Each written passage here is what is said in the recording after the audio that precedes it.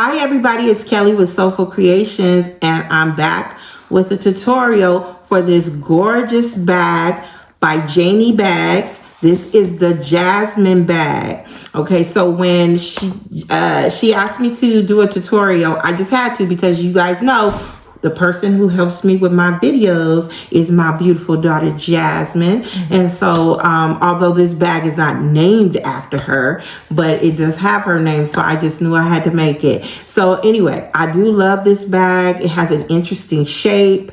We have this nice handle on top, this decorative lock strap. I guess that's what I would call it. So, you have an edge lock here at the bottom. It's I use this one here that you just kind of push, you squeeze, and it pops open. You can use any kind of lock you want. I mean, this one is just, I really like the look of it, right? And so on the sides also there are strap connectors if you want to add a longer strap, like a crossbody strap. I didn't make a strap for this one yet. I will, but I did not, and I didn't make it, you know, for the video. So but like I said, I will. So anyway, on the bottom we have our purse feet. Let's look inside and see what we have. I love the way this opens up. On the inside, I don't know, are they seeing that well, Jazzy? I know I used black lining, I'm sorry. But on the inside, we have our zipper pocket. We have our nice zipper pocket there. And then on the other side, we have a nice slip pocket, nice deep slip pocket. I use ripstop lining, so it feels so nice and silky like. And the stabilizers I use some a combination. I use some Decovil heavy, and I use some Tandy Stabilizer. So my bag is pretty firm, but you see it's still, you know, nice and flexible. I show you a way that I was able to sew this on my flat bed machine. For those of you who don't have a cylinder arm, you can still get the structure. It's just, there's some little tricks that you have to do to get it. And so don't be afraid to use those heavier stabilizers. I really am happy with the results I got, and I'm excited for you to watch the video. I hope you get the pattern. The link is in the description, and so get the pattern and let's make the Jasmine bag together. Okay, so let's get started making our Jasmine bag by Janie Bags. So we're going to start off with one of our main exterior pieces, which I have here in this green croc. Is it croc or alligator one? I don't know. I think it's croc. Okay, and I have some black croc that I'm using for my accent pieces. These are the pieces that are going to go on the corners here, just like this. Okay, so what I've decided, I've done something a little different than what's in the pattern. I added a little 1/4 inch more to this long side here. So if you know math and triangles, this would be the hypotenuse of the triangle. So I added a 1/4 inch on that side. I marked out a 1/2 inch on the back. I added some double-sided tape, and I'm just going to fold this edge over because I didn't want a raw edge. So I just think it looks a little neater, a little more professional. And so I've decided to do it this way. And then also, the way I'm going to do it, we're going to not have as much bulk down here at the bottom when we go to add our base. So you'll see what I'm talking about. So I've already folded this one over, and I'm just going to match it up. If it doesn't match perfectly, it's okay. Just as long as, you know, you have it just as much as possible there. And I'm gonna add a couple of clips here. I have not added any stabilizer or interfacing to this yet. I'm going to do that after I add these accent pieces. So now I'm just going to top stitch along this folded area. at 1/8 of an inch.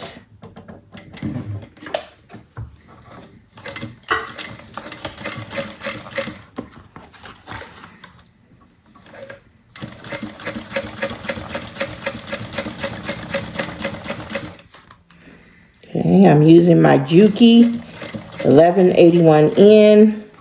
I'm using some Tex 70 bonded nylon thread. And I think it's a size 18 needle. Okay, so once I have that top stitched, and I'm going to do the other side and get that. First, we're going to clip these little wings off here. Get that clipped off. We don't need those in the way. Okay. We'll get this lined up. Move the clips there. Okay.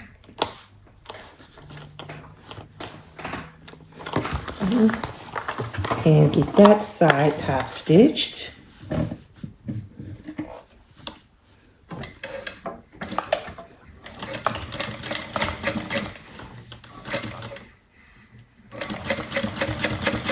And of course, you don't have to do it this way.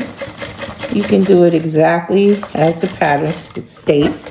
This works perfectly fine. This is just preference. Okay. All right. So now we're going to remove these clips. And then I'm going to take my scissors here. And I'm going to pull this back. And I'm just going to trim this, just the green part here, this exterior. And I'm going to trim that down to about between an 1/8 and 1/4 inch. Okay. So this really eliminates all that bulk. And it's, see, so you won't have a double layer down there when we go to add our base. And then now after I do this, I can go ahead and add my stabilizer or my interfacing. In this case, I'm using Decovil Heavy, so I don't know about y'all, but I consider that a stabilizer. So now we have, so these can be used maybe, I don't know, for something else, I don't know, but we'll toss those to the side. We don't need them. Okay, so now I have my piece of Decovil. What's it called? You make another bag, a black bag? Mm-hmm. Put the green on the black bag. Yeah, but they'll be smaller though. They won't be as big accents as these. So good idea, Jazzy. See, waste not, want not. Okay, so I'm going to get the stabilizer on and get that pressed on. So we're only doing these accent pieces on the front. I mean, you can definitely put them on the back too if you choose. If you want, if you feel like you'd rather have, you know, the accents on the front and back, just cut a couple of pieces, you know, extra pieces mirrored and put them on the back as well. So I'm going to go ahead and I'm going to get my stabilizer ironed on to both of my, well, I have it already on my back. So I have it on my back. I just need to go ahead and put it on this front piece, and then I'm going to come back and we're going to get the base sewn on. All right, so I'm back after I have added my stabilizer to my front panel. I have my base here and I have my back panel, and we're going to get ready to add the base on. As you can see, I already added my purse feet onto my base. And so now we're going to get ready, like I said, to sew it on. So we're just going to put right sides together. And I have my centers marked here. So I'm just going to line that up. Oops. Dropping clips as usual. And we're going to get this. I had to really like add a lot of stabilizer onto my purse feet because, now why isn't that lining up right? I guess my centers weren't as centered as I thought. Let me check that again. Because the little stems on my purse feet were kind of long, and oh yeah, that's way off there. Okay, so let me just snip that properly there. A little off. Make sure we got that. Let's try this again. Yeah, so I just needed to add some stabilizer I just used some Peltex to kind of bulk it up a little so my purse feet would be nice and tight. Because we don't want no loosey-goosey purse feet. Okay. Still a little bit off. Maybe that's center of that in it. Okay, how about we just eyeball it there and get it? Because let me tell you, I'm not. There we go. Yeah. You know, I don't know what I was doing when I marked them centers. I don't know. I must have been off my centers that. Okay, so we're gonna sew that at 3/8. You know, I can always tell when it's gonna be an adventurous sew. When, you know, things are already kind of a little goofy from the start. You know, it's okay though. Adventurous is a kind word. Oh, what would you call it, Jazz? You know, this bag was named after the designer's daughter, Jasmine. I wonder if that Jasmine is nicer than my Jasmine. Excuse me? Listen, if you watch this video, put in the chat, yes or no, if you think we should start releasing bloopers on a separate channel called Silly Soulful. Oh, Lord, not Silly Soulful. Silly Soulful. We'll have a sub channel. Oh my goodness, I would have so much content on that. No, literally, like reels. Yeah, oh. The little shorts. Yes, it would just be tons of material. I'd never run out. Okay. I'll be revealing all my secrets, Jazzy. Okay. All right, so now we're gonna fold that back and we're gonna top stitch right along that seam. That looks pretty. Okay. I love this green. You know, it goes perfect with the holiday season, right? Perfect. Maybe somebody will buy this bag and rock it for the holiday. You know? Okay.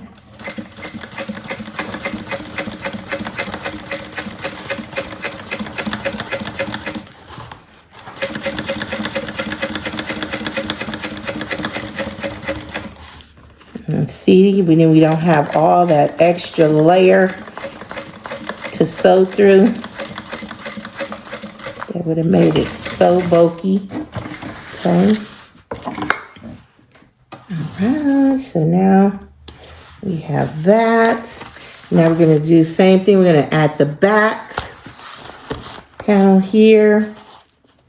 Get that lined up. I don't trust my centers anymore, so I'm just going to trust my eyeballs here to get that right. So, oh, what difference does it make? Huh? Okay.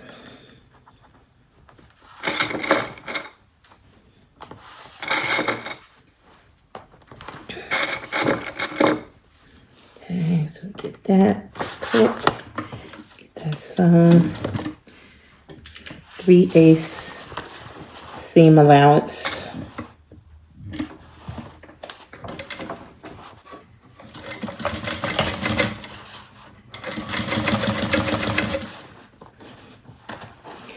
Should have sewn it from the base side. Those thick purse feet.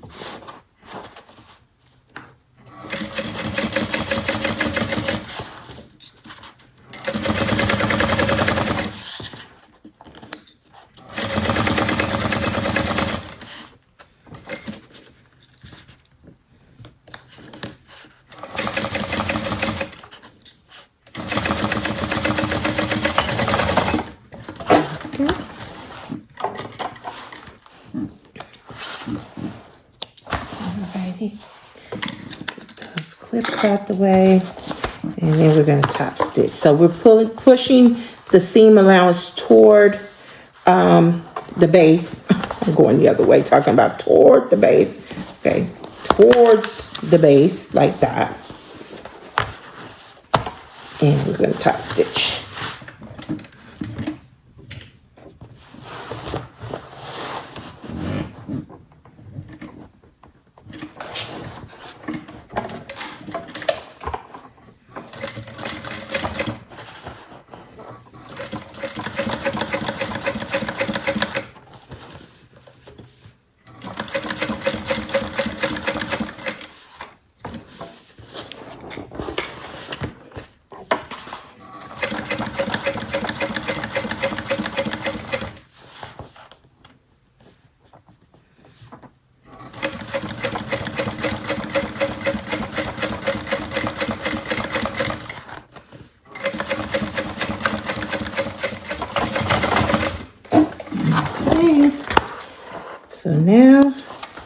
We have our exterior.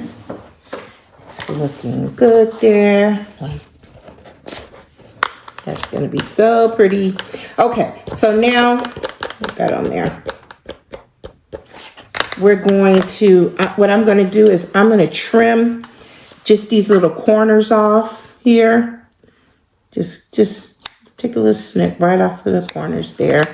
So we don't have so much bulk right there, because we're gonna fold these edges in. So we don't need this little extra here. Okay, so don't trim your stitches. Just get as close as you can there. Okay, so now we're gonna draw. I'm gonna go ahead. I'm gonna take my ruler here. And I'm going to draw a line from the raw edge 3/4 of an inch in from the edge. As soon as I find my pen that I just had. Where'd my pen go, Jazzy? Did you take my pen? Oh, here it goes. Okay, just using this pen. Okay, and we're gonna just mark out the 3/4, and we're gonna go all the way around. Okay, so I'm going to break here while I do that. This is boring, and we will return to see what's next in our Jasmine bag. So be right back. Okay, so I have marked out the 3/4 inch all the way around. I've added some double-sided tape. You can use glue or double-sided tape. Jazzy refused to let me use the glue today, so I'm using the double-sided tape. And we're gonna fold over to that line we drew. Okay. And get it okay, and get that. And at these little, at the corners, we're going to fold it and press in together until we get these little peaks just like that on the corners, and then we're just going to snip that off. Okay, so I'll do that after I get all of this pressed down. So when you're getting to the corners, don't press all the way to the corner, okay? You're gonna do the corners together. So I take this off and I'm gonna bring this in just like that. And then I like to meet up right there at the corner together, just like that. Okay, and you get a nice little sharp, nice corner. Okay, so we're just going to continue working all the way around.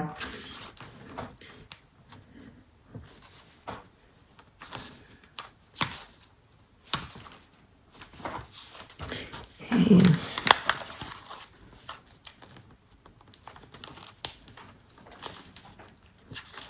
I didn't feel like smelling that glue today. Anyway, Jazz.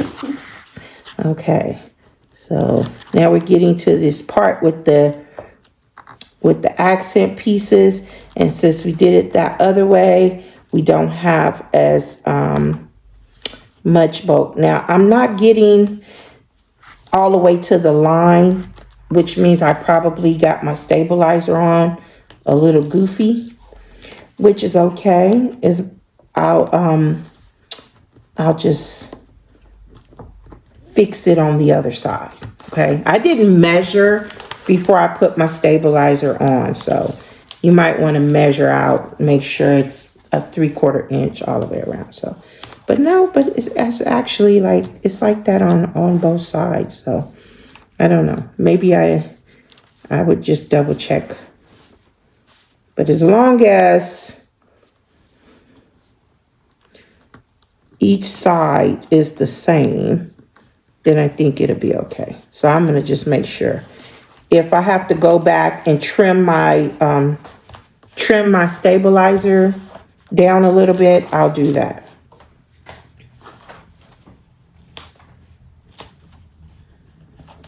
but I'm pretty sure I cut it all right there.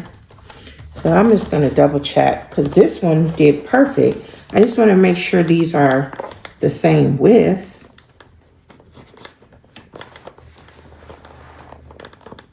And they are, so we're good. So we're not gonna worry about it, okay? We're not gonna worry about that. As long as it all matches up. So now we're gonna take our scissors, and again, I just lay it right there on the crease and just snip, okay? And then we have a nice corner there. And the same thing over here. Snip, snip, snip. Make sure it looks good from the other side. And we'll turn it around this way. And do the last one here. Okay. All right. And so now I'm just going to take my little roly here, and we're just gonna just smooth everything down.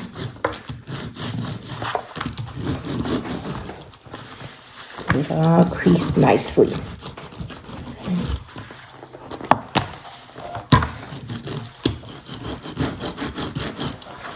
Seal that tape down. Okay. And then one more thing I'm going to do is I'm going to take these little plier things here. They're getting a little worn. I wonder if you can replace these little rubber pieces on there. I'm going to have to look into that. But I'm just going to squeeze these seams a little just to flatten that little bulky area. And it just flattens them out pretty good there. Let's see. Okay.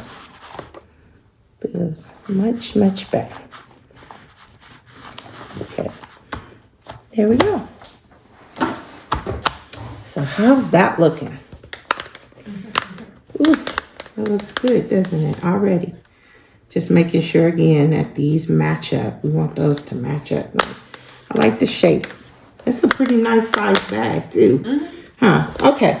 So now the next thing we're gonna do is we're going to prepare the little, what do they call, what is she calling that? It's piece M and piece L. And it's the lock panels. That's what it is. So we have, this one is piece M. This one is piece L. So this is going to create the little decorative strip for the lock. Okay, that's going to go on the flap. So we can move this to the side. We're going to take these two pieces and turn them over to the wrong side. And we're going to mark out a 1/2 inch on each side, each of the long sides here. Okay. 1/2 inch. Okay. I've started using these little gel pens. This is a white gel pen, and I love it because it marks really well on, especially these vinyls with the black backing. And I've been marking my vinyl too, the exteriors, and it just comes right off with water. So I like them, but I would test first because, you know, not all vinyls are the same. So I don't want nobody coming back saying, Kelly told me these gel pens come out and it messed up my whole bag. Like, nope, test it first. Test it on a piece of scrap. That's what I do. I don't assume just because it worked on one doesn't mean it's going to work on them all. The same thing with those silver marking pens. Some of them work fine on the vinyls and they rub right off. And then I found some, nope, no good. So always test. Okay, so now that we have that, again, we're not going to be using the glue. Since, you know, Miss Thing over here She thinks because the bag has her name that she could tell me what to do. So we're going to just use some double-sided tape.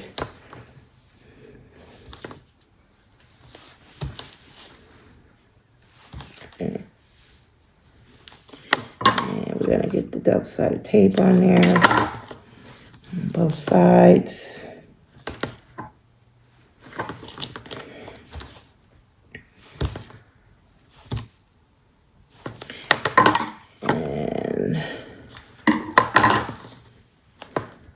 And this side here.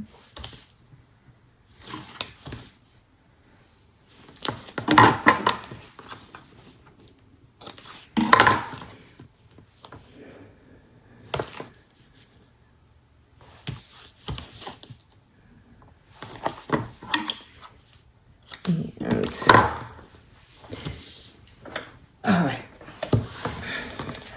And we're just going to remove the backing and we're going to fold in to that line.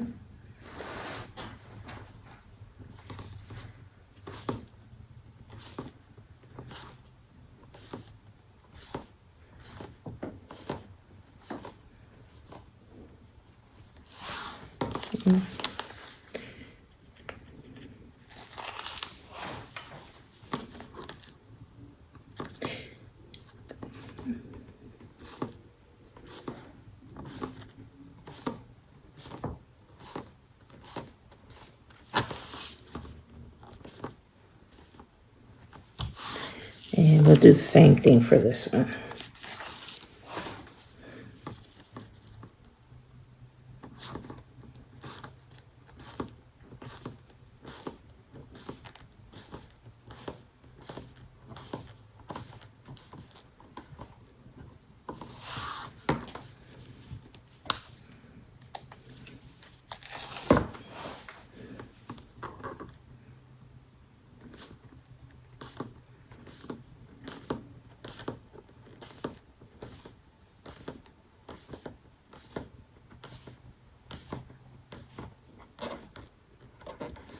All right, and once you have that, so this is, let's see, so we have just checking, and I'm just going to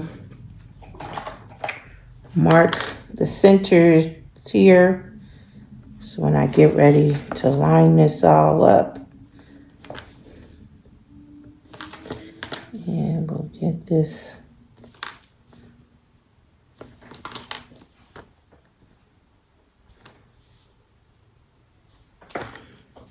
And the good thing about these gel pens is you can find them anywhere, right? Anywhere. And we're going to just get that right there. So I'm going to take my 1/2-inch tape and I'm going to put it right down the center on the smaller piece, the more narrow piece here, piece L. And we're going to get this. Let me make sure I don't do any top stitching before I put it on there, right? Right, Jazzy? Right, Jazzy? You asking the wrong person. I'm sorry. Okay. No. Okay. I had you mess up the whole thing. Okay. I had to double check here. Okay. And we're going to get this lined up here. And then, as long as it lines up right here, we're good. Okay. All right. So that's what it's going to look like. Now we're going, let me just make sure, you know, I want to make sure it's just looking as good as it can look here. Oh, look at that. See, not too bad there. And, yep. Okay. There we go. All right, looks good. So now we're going to top stitch onto the center part. So on the fold there, on this middle part here only, okay? So 1/8 of an inch away from the fold. We're going top stitch.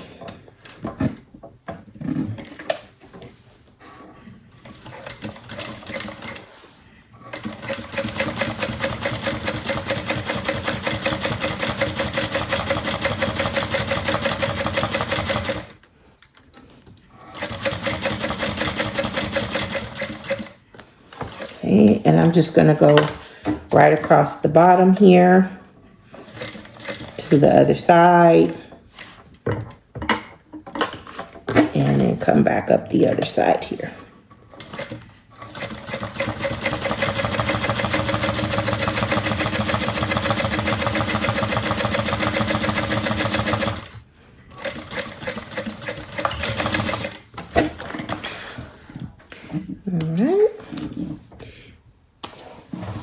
And that's what you have. That's what it looks like there.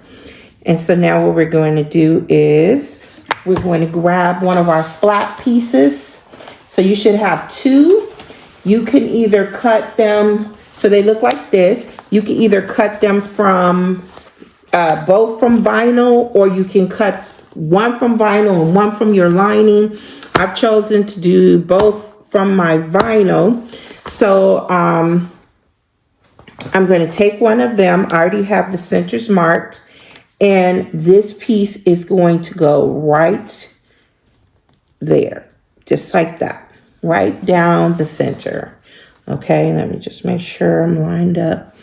And you know what? I meant to give my vinyl a little press. I had some little creases in there. So before I put this on, I'm going to go give it a little bit of a press. Then we're going to come back. I'm going to add some double-sided tape onto the back of this here, just like I did the other piece. And I go right down the center here, just like that. And we're going to get this on. So once I come back after I press it, I'm going to have this on, and then we're going to top stitch along the side on the outside. So I'll be right back. Let me just get us a little bit of a press. I'm going to press it right from the back, and it'll like remove some of this little wrinkling I have. Be right back. All right, so I gave it a little press, and I have placed my lock panel here on top with some double-sided tape, and now I'm just going to top stitch on the outer edges. Okay. It's trash day. I'm always filming on trash day. Yeah, we always film on Thursdays apparently. Dang, that's crazy. I'm gonna have to start thinking about that. We're gonna have to put a sign out and say, production. You're so funny.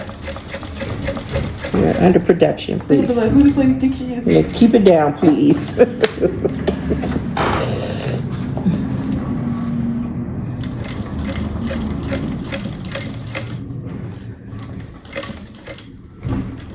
Okay. Alrighty, come back up this side.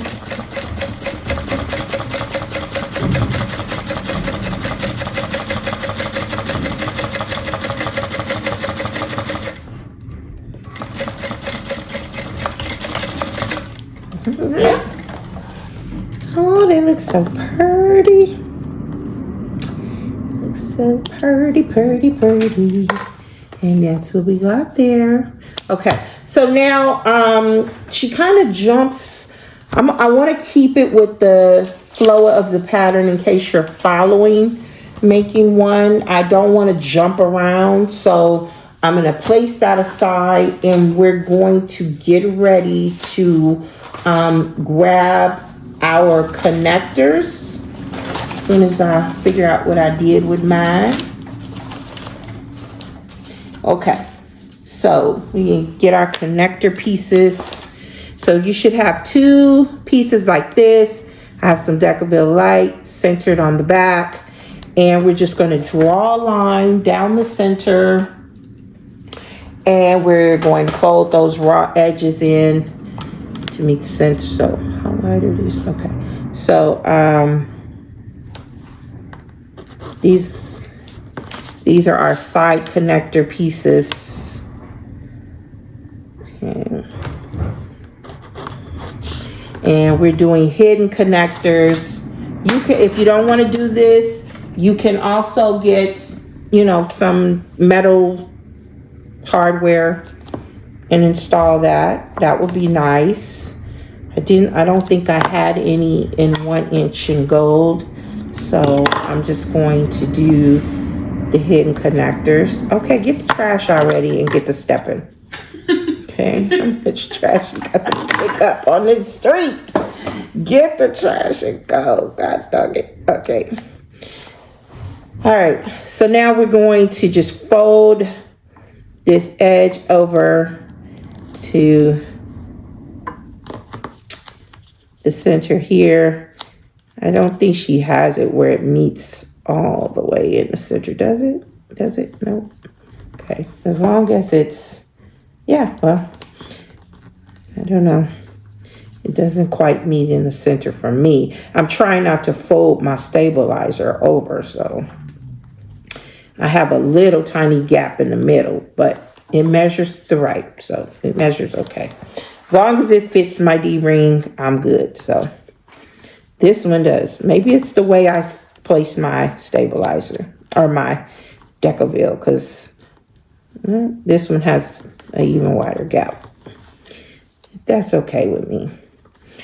I have my D-rings here, and as long as it fits my D-ring comfortably, which I think it could come in just a little more.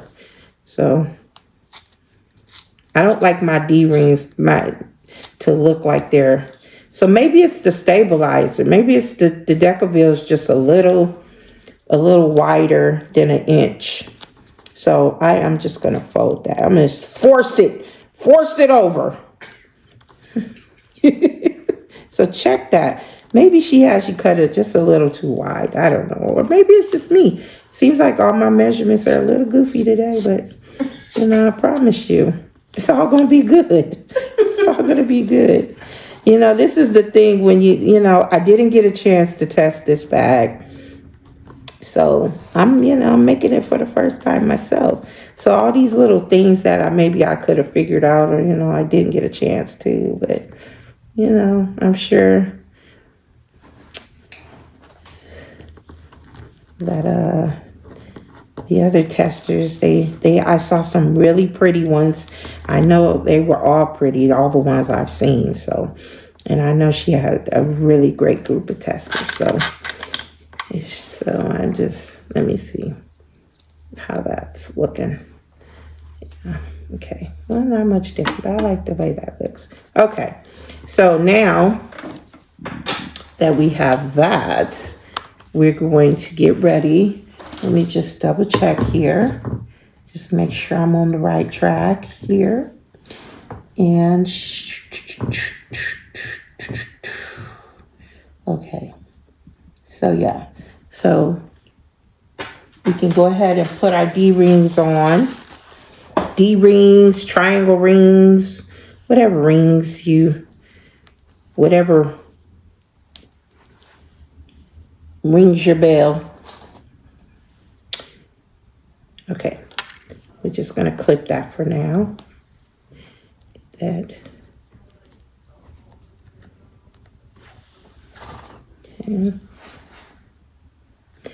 Set those aside. I'm going to grab the side panels. So we'll have 2 interesting looking side panels. Okay, so, and I have my Decovil light on the back. Okay, and I'm going to grab the pattern piece and we're going to mark out the placement for our connector. Because I did not put that on just yet.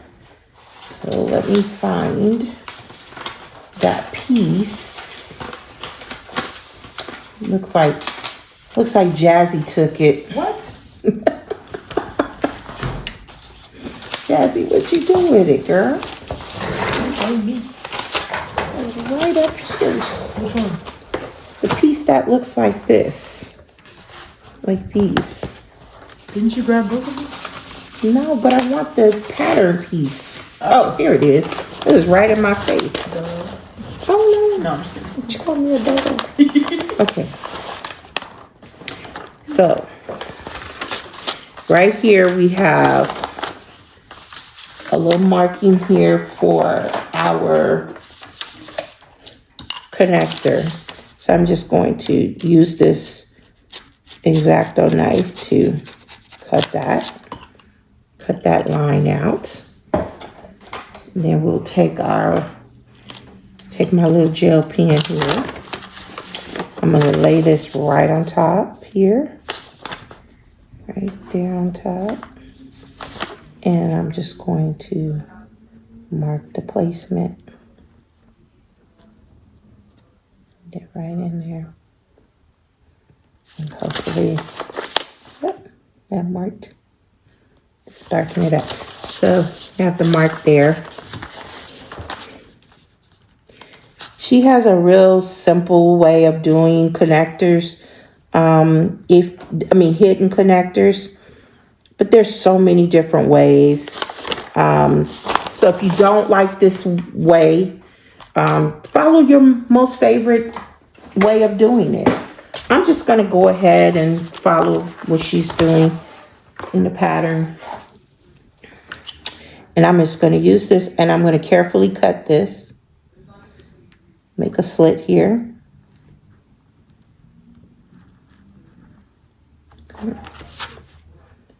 Just can make sure it went all the way through.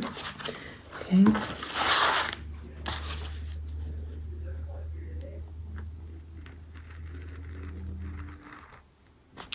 Okay. Just like that. Okay. And I believe she has you just slide it right on in and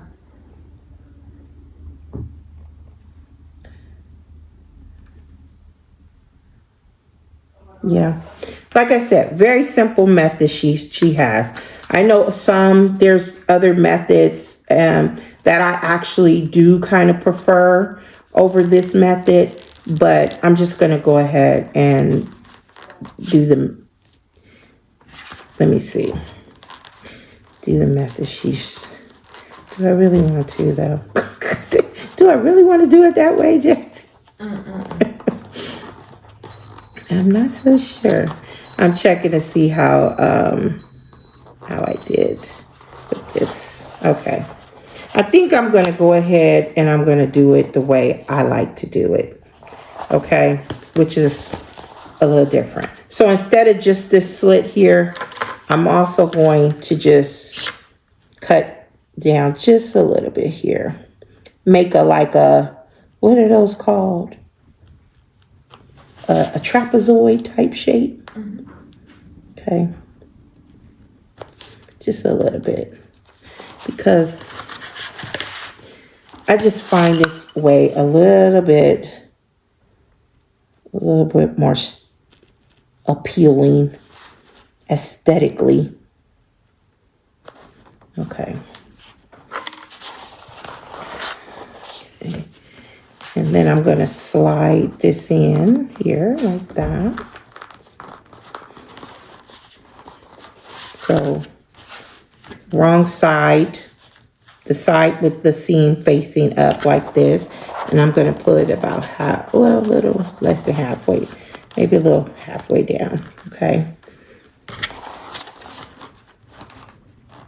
So what I did was I just cut a little extra. So instead of having the line here, just the line here, I made some little cuts here on the side, just like that.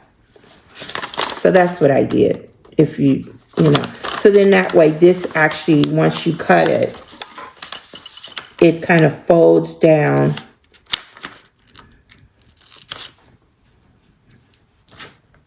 So once you cut it there, and then it's going to fold down like that. Okay, so that's the way I'm doing it there. Okay, so I'm just going to push that down. Get that in there. Push that down in there. Like that. Okay. So see, and then I'll have a nice little fold right there. Okay. And then I'm going to top stitch I'm sorry, not there. Which way am I doing this, Jazzy? Top stitch across here, right on top of the connector. Get it together, girl. Right across. And then this gets folded down in there once we do that. Okay. I'm sorry. Sometimes my brain just don't want to work there. Okay. So again, just get it in there. And I'm going to top stitch as close to this as I can. If I do. But not on top of that part you cut. On top of the connector itself. And stay within the size. Don't go over the edge. Okay, because we don't want those stitches to be seen. So, I'm going to put a couple of stitches there. And then go back. Okay, like that.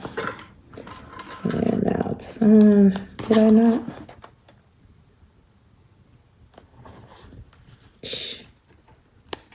I should have did it from the other side. I totally missed the side there. Let's do it from this side, girl. Right across there. I should have did it from the back side. Sorry, y'all. I'm out of practice. I don't like hidden connectors, in case you couldn't tell. So, I never seem to do them that great. And this is why. So, all right. So, that way. This is the way out. Okay. There we go. That's what I wanted. All right. So, I sewed right on top of where we cut.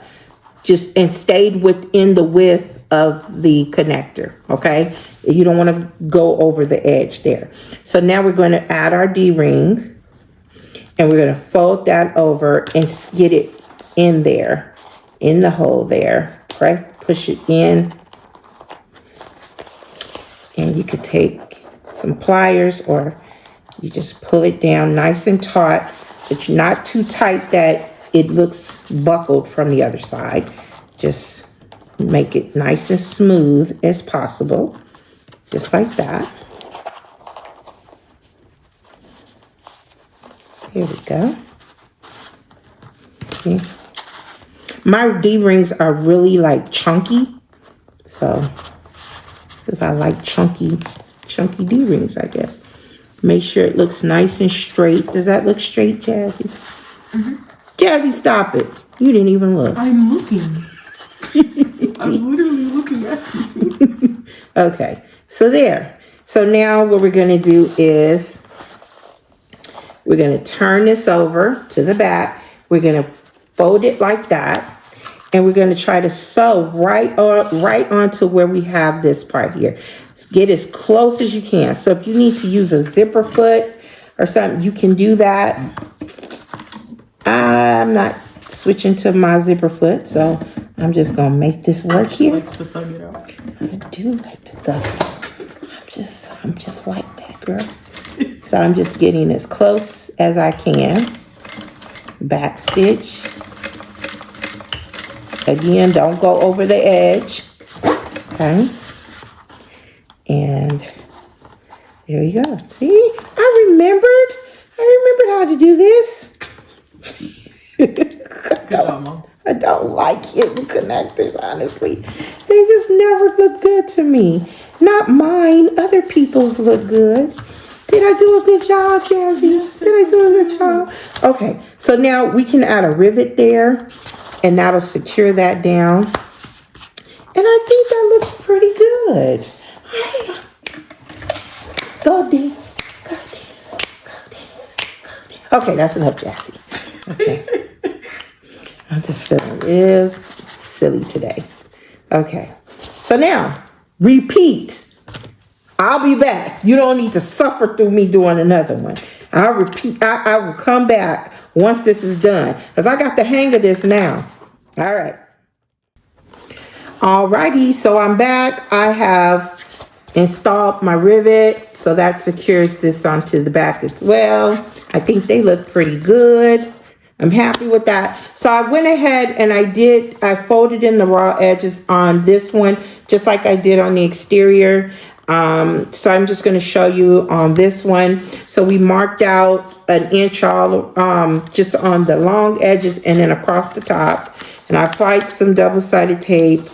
And I'm just going to go ahead and fold the raw edges to the line. And doing the corners just like we did with the exterior, with the main exterior.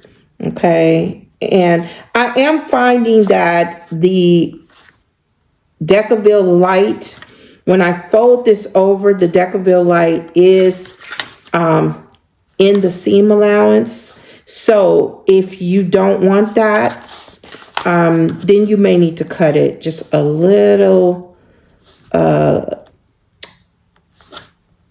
cut a little bit off the sides, because it is a little wider, and I am folding it over, and I'm getting some of the Decovil light in the seam allowance. So if you have a domestic machine, you may want to keep that out of the seam allowance. Okay, so I'm just bringing the corners together. And the same thing here. And bringing it to corners, okay? And then I'm just going to, get that here. I'm just going to snip that off, making sure it's right in there. And snip away.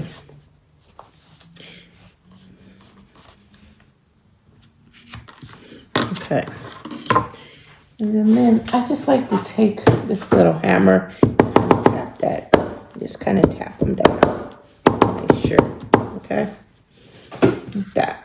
So they look fine from the front there.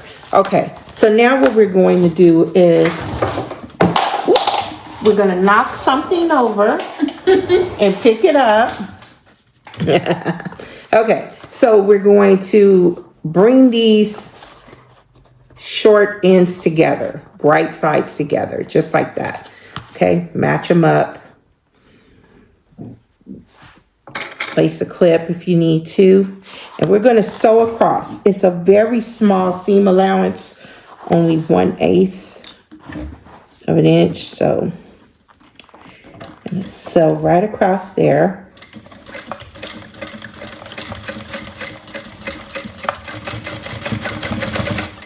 Back stitch really well. Okay.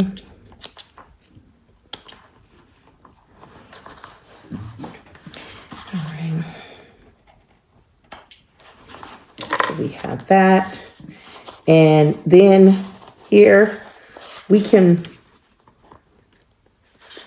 mark the center here a little bit, because we're going to match this up like this. So open this up if you can, just a little bit.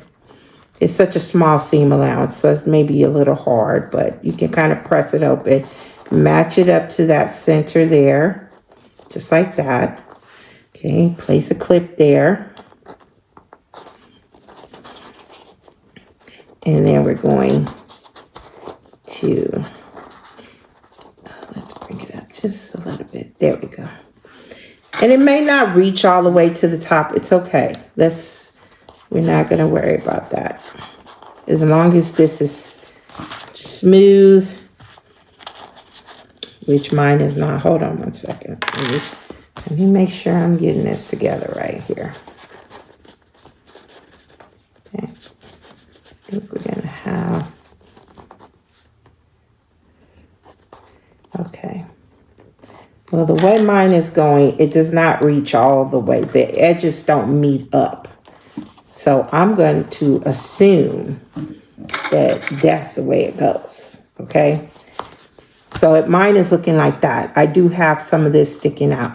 and it says to sew it across at 1/2 inch. So that's what I'm going to do. 1/2 inch. I'm doing 1/2 inch from the part that's extending out, okay?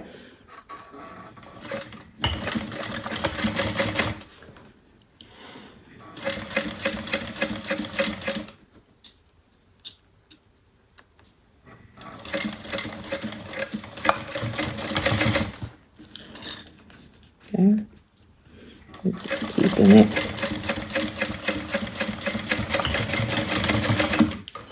Okay, so that's what I did there. See, so I went 1/2 inch from this edge, okay? And then I'm just going to trim that down. It's going to end up looking like this when we're done, okay? So you're going to have that little lip like that, right? Well, it's going to stay looking like that, but you know what I'm saying. Okay, so I'm just going to trim this down to about 1/8 of an inch. Okay. And that's what we have. And we're going to do the same thing with this one. Okay. So again, we're going to bring these together and sew at 1/8.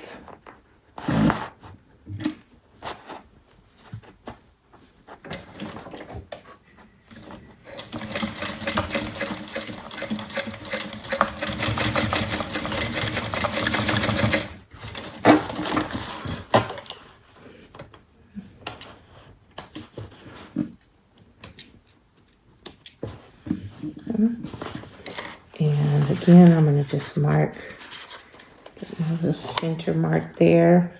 I know that I'm getting it in the center. And I'm just flattening this out. So understanding that it's not going to totally go up to the top there and meet up. Okay. But just getting it just like that.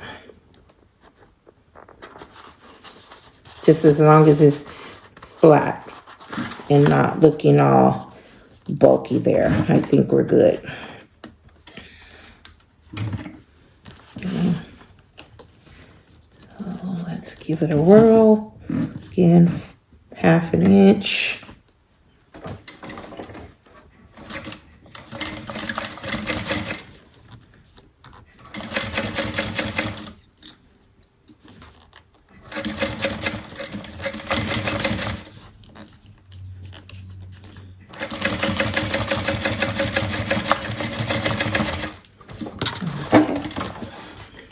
There we go. All right. So our side panels are ready. Okay. Looking good there. Got our side panels. Okay, so now we're going to set these aside. I'll be back and we'll see what's coming next. We're back and we're going to get ready to do the handles. So I've already prepped one side of the handle. I decided to do a two-tone handle. So one is black, one is in the green. And I did have to use some glue. Sorry, Jazzy, but this works better with glue. So I'm using my Weldwood contact cement. I like this one. And my little applicator is just getting a little icky, but I got plenty of these, and I'll stop using this one when it stops working. But anyway, so I've already spread my glue, and it's dried up. That's when it works the best. And around these curves, I'm just going to make some little snips. So just about a 1/4 inch, every 1/4 inch or so. Don't go too deep, a little less than a 1/4 inch in.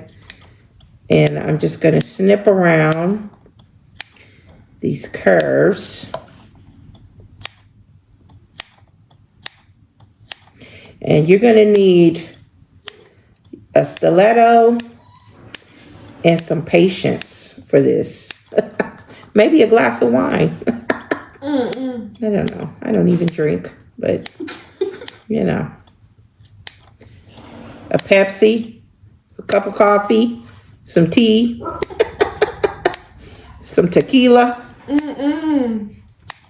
whatever you like. Okay, so you just snip, snip, snip, just around the curves here. Okay, so now I'm going to start with the straight part and just start folding this in using my stabilizer. By the way, this is Decovil Heavy, so I'm using my stabilizer to, you know, as the mark of where I'm folding. So I'm making sure that it's going right up against my stabilizer so I get a nice smooth edge. This is where the stiletto comes in. So as I'm going around these curves, I'm just going to take my stiletto and I'm going to gently put it right there, right where the fold is going to go over the stabilizer. And I just gently just push it in, use my finger to hold it down. And again, I'm just pushing and pushing. And I'm not pressing all the way down just yet. And I'm just bringing each little bit in around the stabilizer. Okay? Just like this. And just coming along here. Okay? And when I get to that point, I'm still following the shape, getting that right over. See, this is the part here, using my fingers to hold it as I bring it over and just continuing to follow the shape of the stabilizer. Okay. And once I get around the curve, back to the straight edge, then I can breathe again. Now I will go back and press it down a little, using the tip of my stiletto, getting it and pressing down. Okay, if I got too much of a little bulk there, I'll open that up, get my stiletto in there. I don't know if you guys can see very well, but I'm trying. And just press it down, pressing it down using the tip of my stiletto. Don't go too hard because you don't want to poke a hole, but then just press it down. Same over here, just pressing it down like that. Okay. And again, I need to adjust. I'll just lift it up a little bit and adjust it. Okay, and yeah, you'll have this little bunched up part right here. We're just going to snip that off. Okay, so again, now back to the straight, I can just fold it over. So you're going to have it. So from the outside, it looks all nice and pretty. And then the back, we have that. Just take it and just snip that off. Just like that. And then take your little hammer and just tap it down. Okay, just like that. Okay, make sure it looks nice and smooth from the outside. Okay, so that's pretty much how I do it. There may be other methods that works for me. So one more time, I hope you can see. I'm just pushing it in, kind of bringing it over and in, around the curve. Jazzy said I'm not in them. Okay, there you go. Is that better, Jazzy? Mm-hmm. Okay, thank you, Jazzy. Okay. So coming in here, and then as I get to this point here, I'm just going to hold that part, and then again, just bringing it up around the little pointy area here. And then just using my stiletto to just press that down in place. So it takes the shape of the stabilizer. And then coming around the corner here. Okay, meet up there. There we go. So again, I have that, just that little bit poking out. And just tamp that down. Okay. Nice and pretty from the outside. And we just snip this little bulk off. Okay. And then we can just roll it smooth here. Make sure it looks nice. Okay. And that's it. Now we're going to put these two together. And hopefully they look nice together. And nothing's looking too crazy. The green is gonna go on the top. Like that. So I can either glue, there's some glue on the middle, so it will hold. And then we're gonna top stitch. But if it's not a perfect match, it's okay. It's like I see, you know, because I cut this by hand. So, you know, it may not look totally perfect match, but as close as I can get. And I'm okay with that. I'm okay if a little of the black kind of peeks up from the bottom. I'm okay with that. Okay, so I'm just gonna add some clips here. Just to kind of keep it in place while I get this pressed in place here. Okay, just making sure everything's lined up good. Okay, that looks pretty good to me. Okay, just making sure my edges are together like that. So basically, that's what it's going to look like. So we're going to top stitch, but just this part. So we're going to mark 2 inches in from the from this side. Let me just bring my clips in this way, because this is the part that's going to get top stitched here. Okay. So we're going to mark 2 inches from that pointy edge. Okay. Let me get my little, what do I do with my peanut Jackson? Okay, here we go. So we're gonna mark 2 inches. So I'll just put a little tiny little tick mark on each side. And the same thing over here on this side.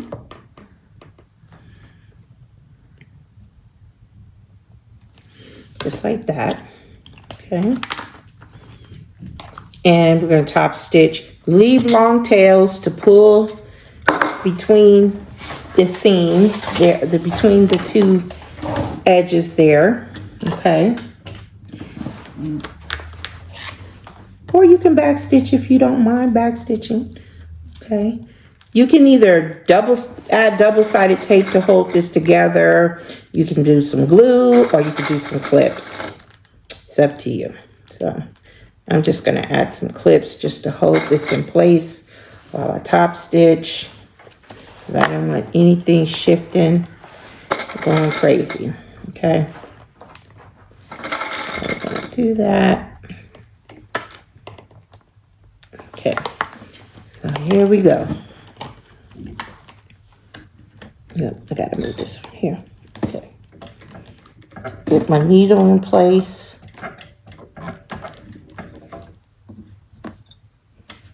Just like that. And here we go.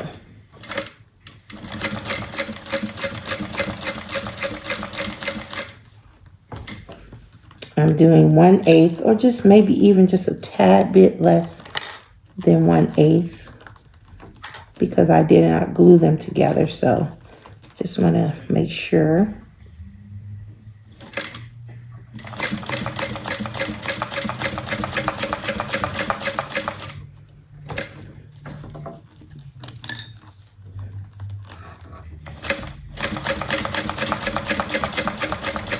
So we're going to start at once. little mark and end at the other.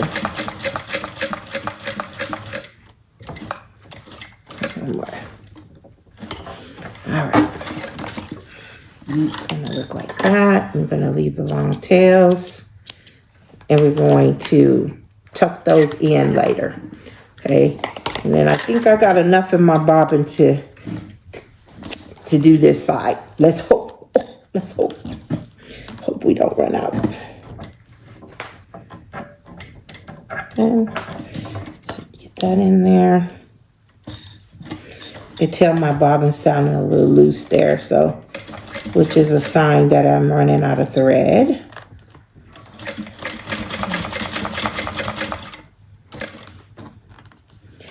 But I live on the edge.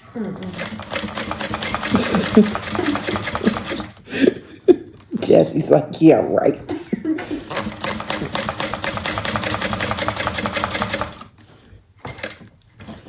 Okay. And almost there.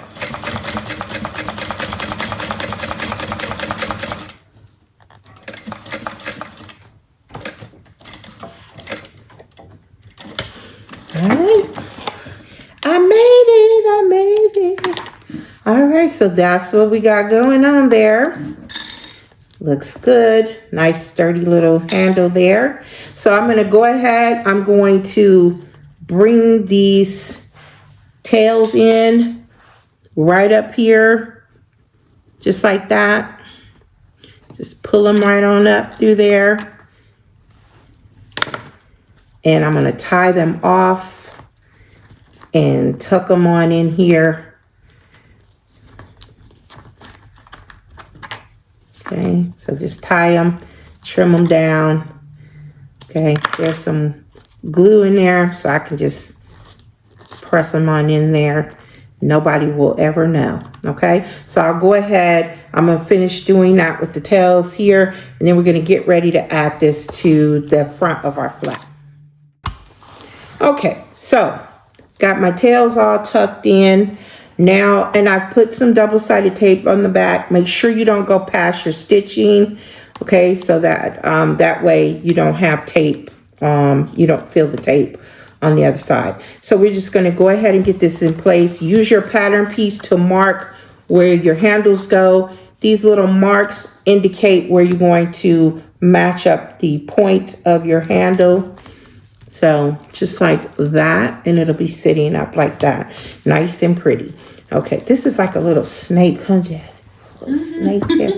Okay, so we're going to take the backing off the double-sided tape. I'm going to place it right over the little marking, just the point of my handle, and press that down. Okay. And you know, if I chose to double up my stabilizer because I wanted a nice sturdy handle, you can only, if you feel this is too thick, you can just use one layer of stabilizer. You don't have to do the two like I did. Overkill, right? I'm always doing the most. Okay, so shape that handle and shape there.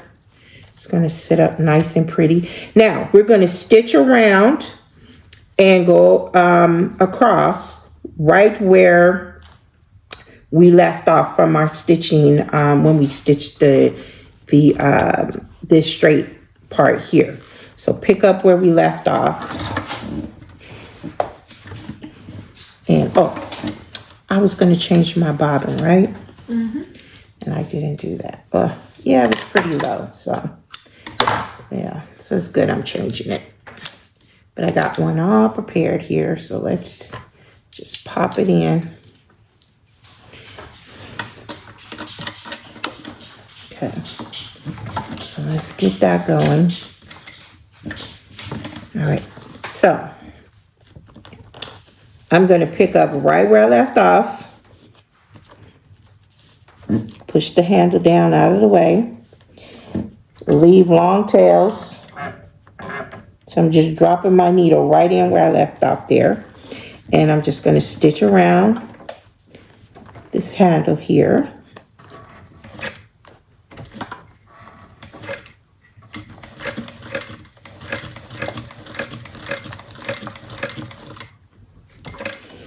Going around the curve here.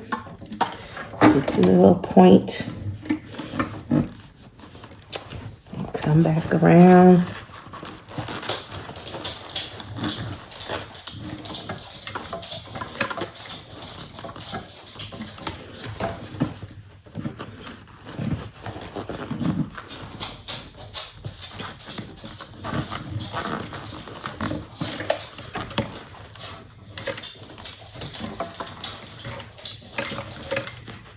You can hand crank it if you're more comfortable doing that.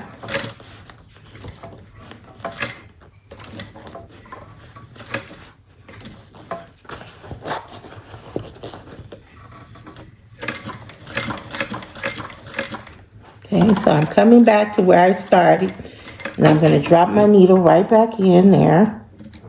Okay, and then I'm going to sew right across. Back over to the other side, but we can pull this thread to the back, get it out of the way. Okay, and now I'm just gonna make sure I try to go as straight as I can here. You can mark this line to make sure you're straight if you want to, but I didn't, so.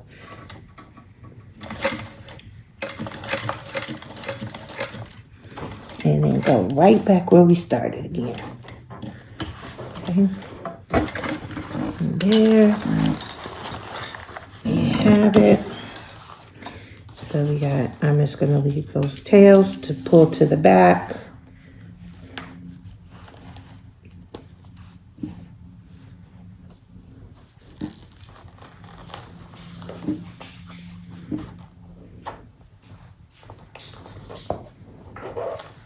So all the tails to the back. And then what I'm going to do is I am going to add a rivet right there in the center there, just for extra security, okay? So I'm going to go ahead and do this other side.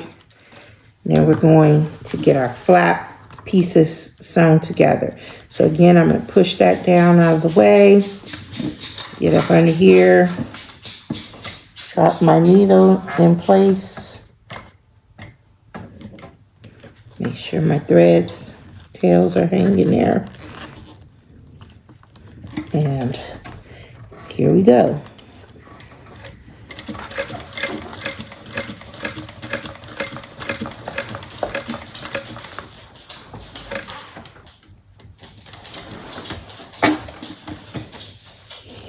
Dog tap dancing in here.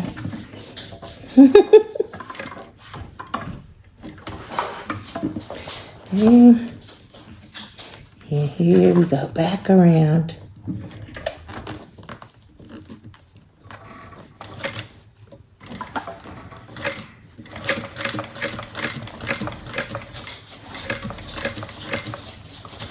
And where we started. There. And now we're gonna go. Let me pull this back. Okay. And go straight across.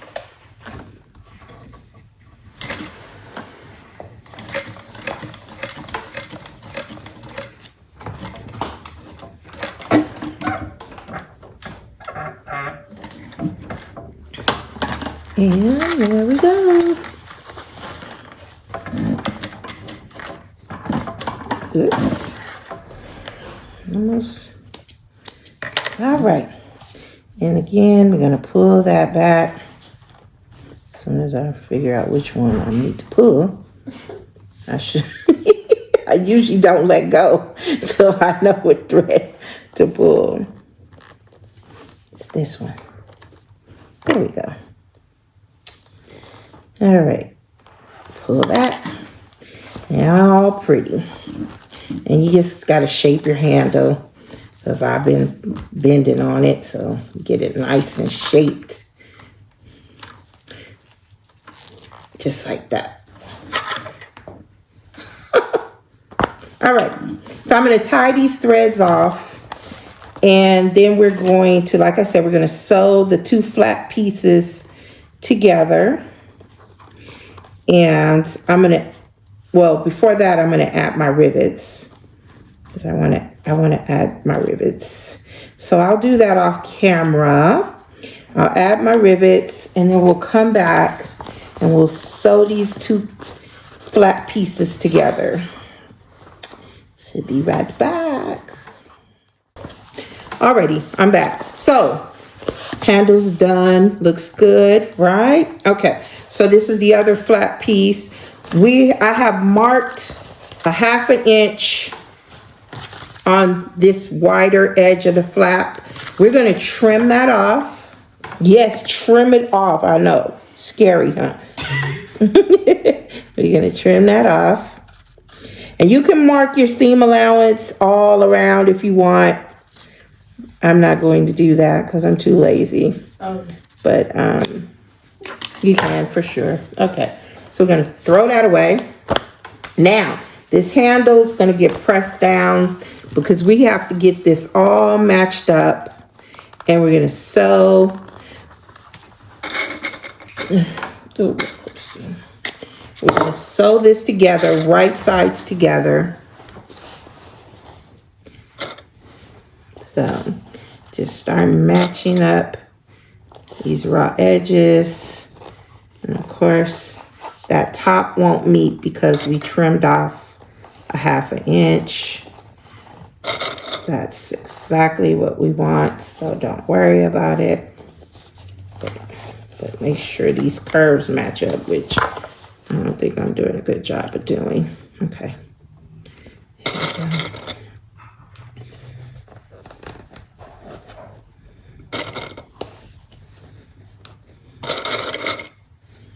Okay. And then we'll do this side over here.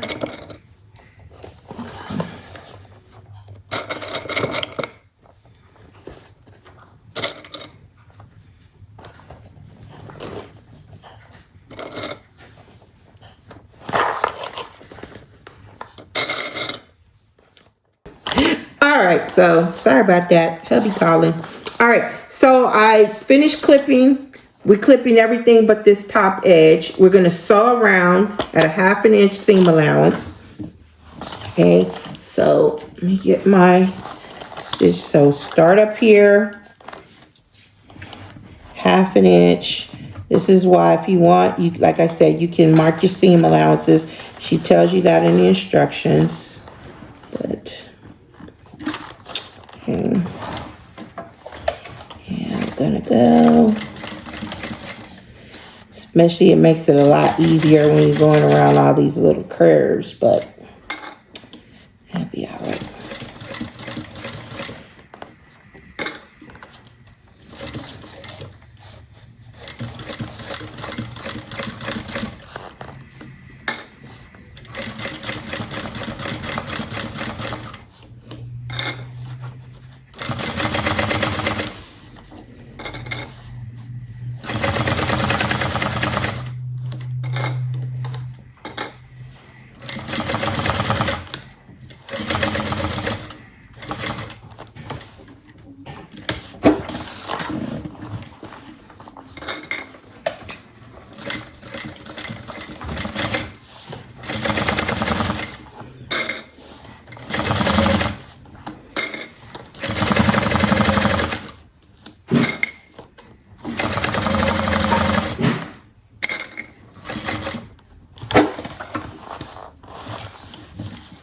A bit more.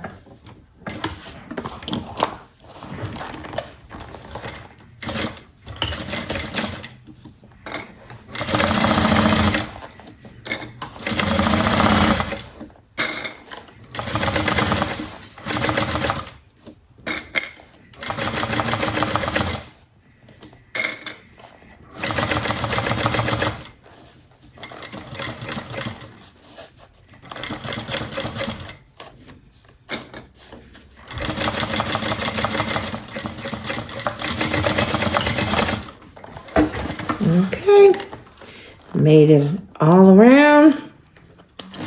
Now we're going to trim it down and we're going to turn it out. Okay, so let's trim this down. Okay, don't trim up here. Just trim around here. Start in and just trim it down on these curves. The corners.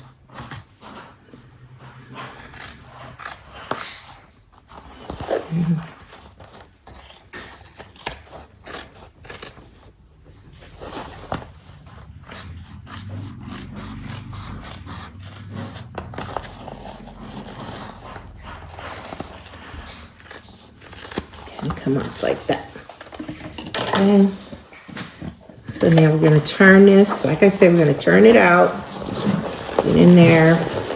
Push those corners out. Nice little corners there. And come over here and get this corner. To push it in. You have a nice little corner there. And carefully turn it.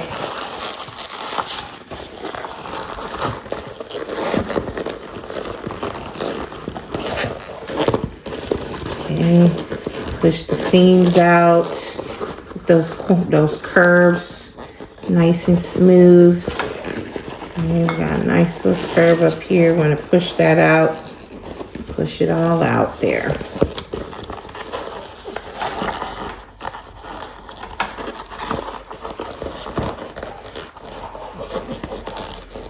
Roll those seams out nice and smooth. If you need to push out the corner some more, do that. Okay, we're gonna roll this and press that down. Press it down the best we can.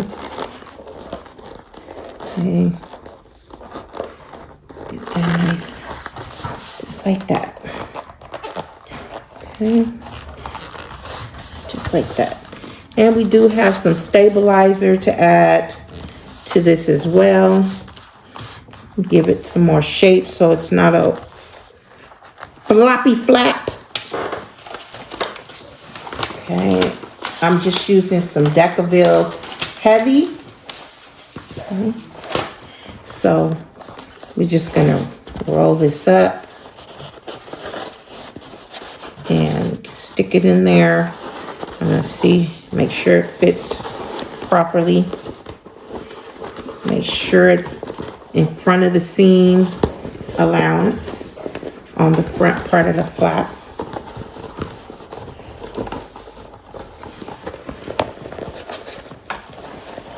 Get it in there.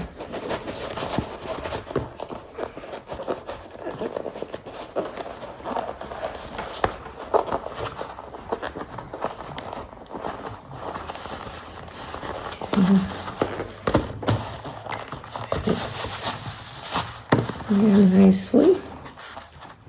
Get it pushed down.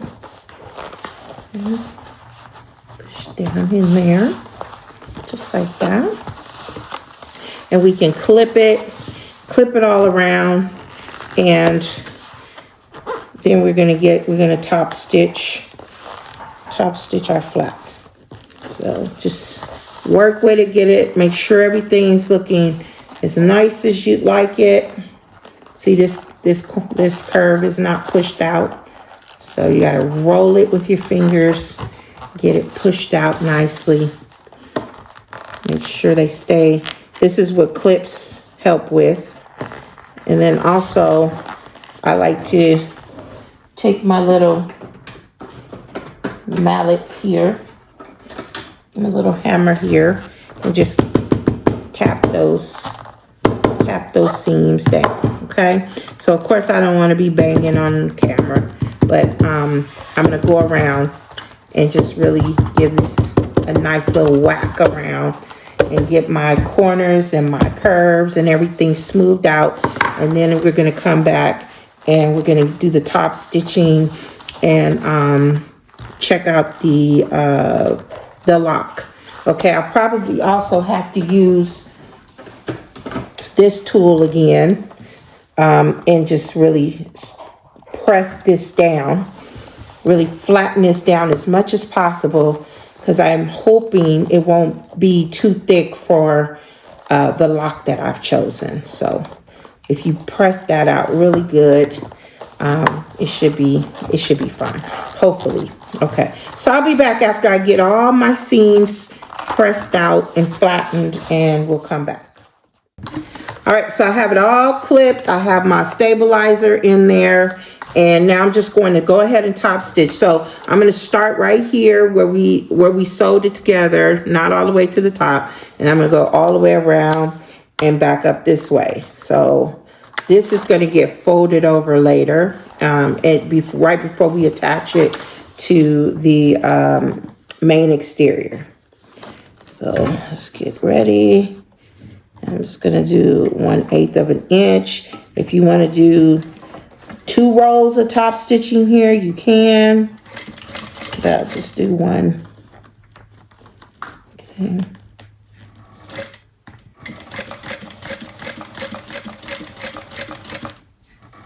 And I'm really hoping my lock will fit over this area at the bottom because it looks a little bulky. Maybe I should have done one flat piece in vinyl and the other flat piece in my lining to reduce some of that bulk. But hey, you know what? I'm gonna figure it out one way or another. Okay, I will work it out. Okay, so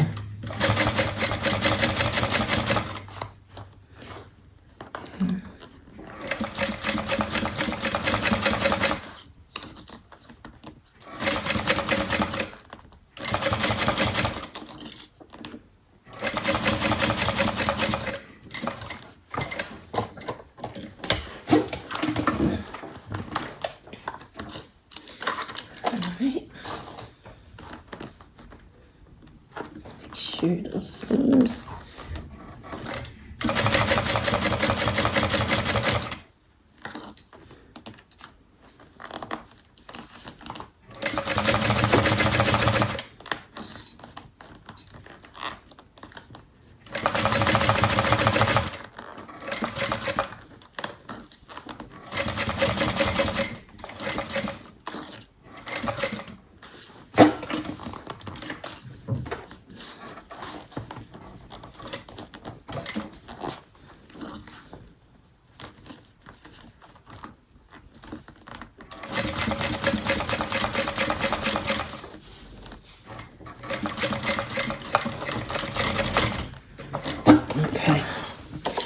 So there we have the top stitching done. Okay, and so I have this lock. Okay, so it's one of these, has the plastic still on, so I'm gonna hold on to that plastic to put back on later. But it's just one of those where you just press, squeeze and open. So this part will go on the edge, and I'm not sure if this is going to slide on or not. It's a little thick. I think it'll go on. That middle part is the issue. So what I'm going to do is I'm going to hammer that down and get that on, and we'll come back and we'll see what it looks like before we get ready to put it on the exterior. Okay, so I got my the edge lock here, so that's good. It fit no problem. Once I top stitch, it flattened out pretty good, and then I just took the hammer, flattened it out a little more, and I was able to get that on. I had a little piece of plastic on there, and I think I knocked it off, but I'll put something on there because I definitely don't want this to get scratched up. So anyway, okay, I don't know where it went, but anyway, so I have placed some double-sided tape on this back up the back of the flap here, and we're going to remove the backing, and we're going to fold this over. Okay, this little handle keeps getting in the way. So we're going to fold this down right on top here. So just using the edge of the flap here, and we're going to fold that over. And this thicker part here might be a little tricky, but we'll get that over. Okay. Probably would have been better not to put this part all the way to the top, but it's going over. We'll get it over. It's just a little heavier, a little thicker right there, but that's what we want. We want it folded over just like that. Make sure we don't have any rippling, and just get that down just like that. Okay, then we can add another piece of double-sided tape. Okay, we're going to add another piece right back here. Okay. Okay. Get that on. Okay. Yeah, just like that. And I've already made the mark. This is the back of my exterior, okay? I've already made the mark of where it's supposed to go. And we're going to, this is going to go right on just like that. So let me mark. So the center would be about right here. I'm just going to eyeball that.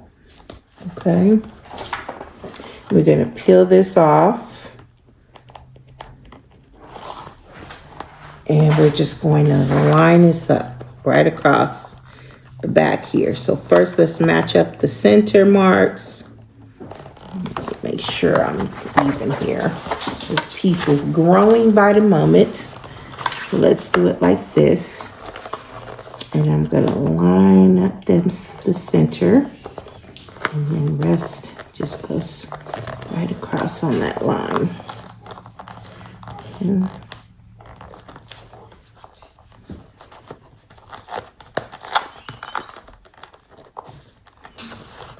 just like that. That's good. Looks good. Even. It's gonna look so nice when it all. Believe me, my strap is gonna, my handle is gonna be all shaped nice later. Okay, so that's what we're doing. So now we're going to do 2 rows of stitching. So I'm gonna do one at 1/8. And I'm going to do another one 1/4 inch from that. Okay. Get that secured in place. So let's see. Let's go from this side. It will be better to go. And let's start here. Get right in there. And you could either leave long tails, or you can back stitch, whichever you prefer. I'm just going to give it 2 stitches forward and 2 stitches back, and then give it a whirl here. Okay.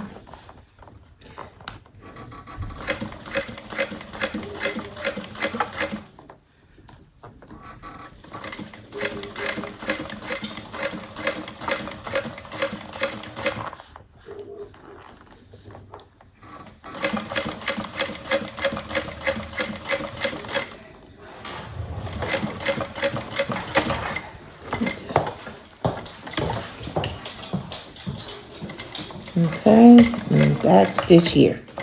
Okay, so now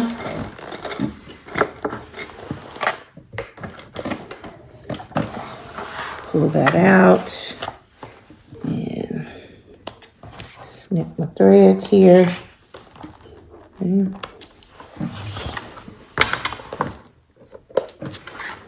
that. And now we're going to do the second row. Okay, I'm going to go about 1/4 inch in from the first row here.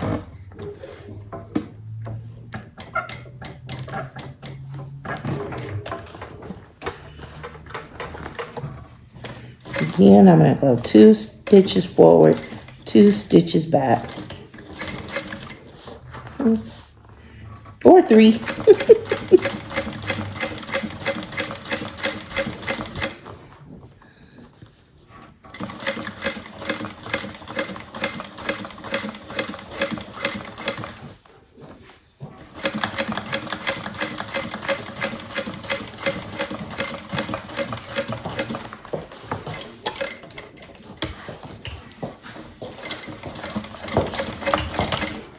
Okay.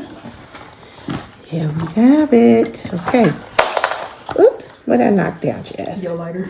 No lighter. Oh, poor lighter. Okay. Okay. So, thank you, Jazz. Okay. So, what I like to do is I like to add a rivet in each corner, just for extra security. So I'm going to do that. But first, where's my little rag? This is the rag I use for edge painting and everything. I always keep me a little bottle of water nearby. Okay. I just want to show you that gel comes right off the gel pen. So you just wipe it right off. Water, okay? So it just comes right off. Okay. Like I said, on every vinyl so far that I've used it on, I have not had a problem. But I still test it every time. Okay? So, that's that. And, like I said, I'm going to go ahead. I'm going to add rivets here right in the corners, you know, because your flap gets a lot of use, of course, right? So I'm just going to add a rivet there, and I'm going to add a rivet there. And that should, and I think it's nice. I think it makes it look nice, right? Mm-hmm. So this is what it's looking like so far.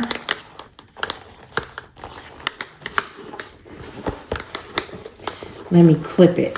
Y'all know I like to get a little preview. Let me use these here. I know it's not going to be exactly right, but I want you guys to, ooh, that's so crooked. And then I have to decide where I'm going to put my label too. I'm kind of wishing I had used a sturdier stabilizer for my flap. I think I should have used a sturdier one. Huh. I could have used one. But it's okay. I thought to use the Tandy Stabilizer like I've used before.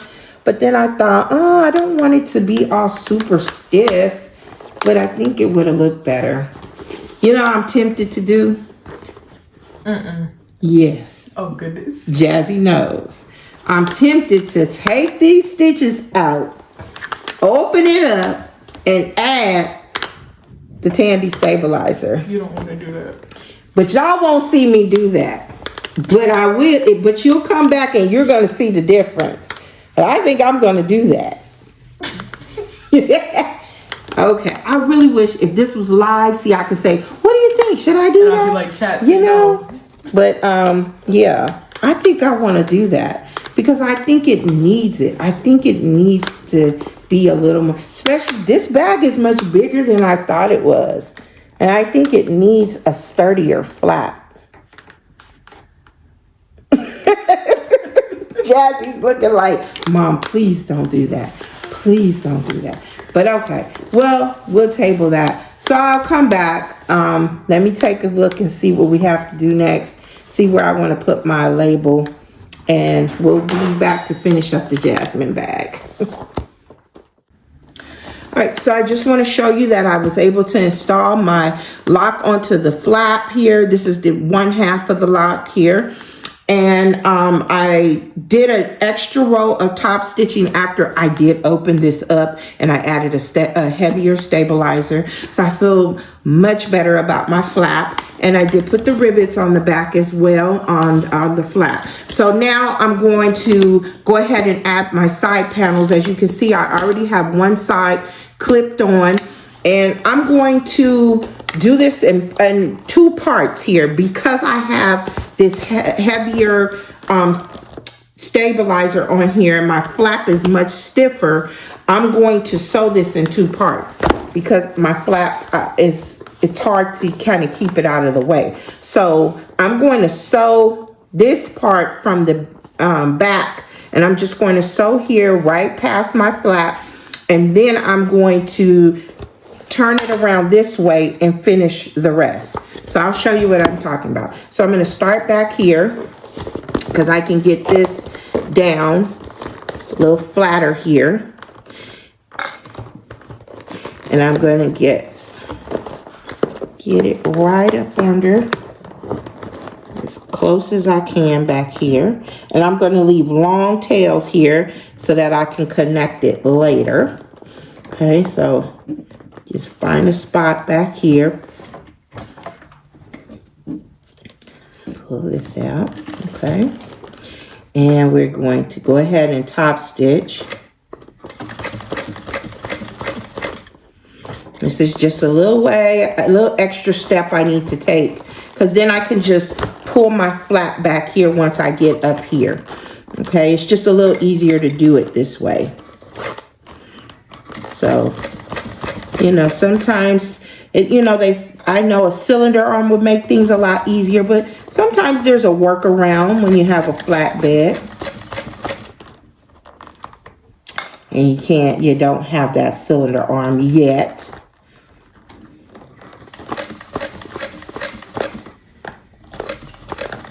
Okay, so now I'm here at the top. I'm going to just back stitch. Okay, and so I have that part attached. So now I really don't have to worry about the flap getting in my way as I do the rest. So now I can flip it over this way, and what I'm going to do is I'm going to pull my threads up, pull that thread up from the top. So now I have these 2 threads here, and I'm going to go ahead and I'm going to start in the hole I started in, pulling these 2 threads out of the way. I'll drop my needle in. Okay. And now I can continue top stitching. I just want to grab my little pliers I like to use just to make sure everything stays lined up neat. And now I can go ahead and finish my top stitching. Again, I'm going to leave long threads. And just finish it on up.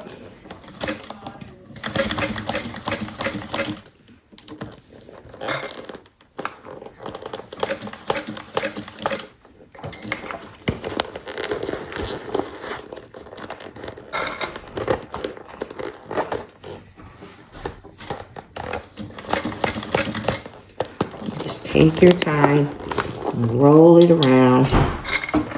Like I said, if it shifts, I just pull it over carefully. Just get it lined back up.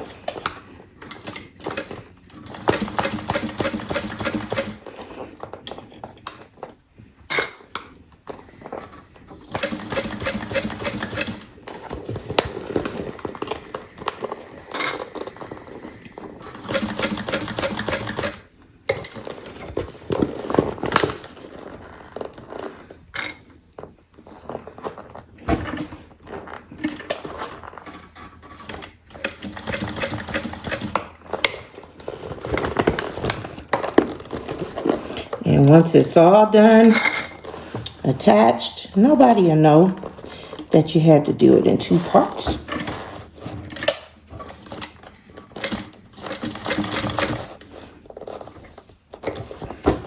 Okay. Make sure it stays lined up here.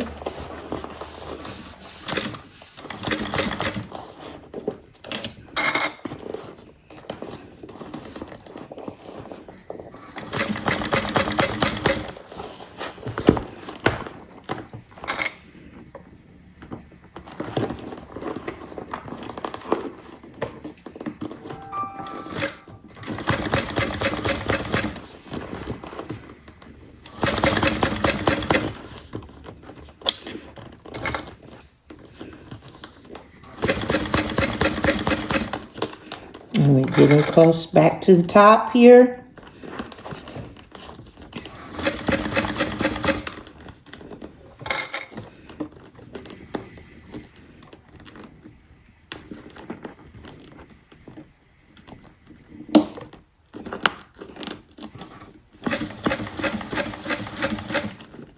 Okay.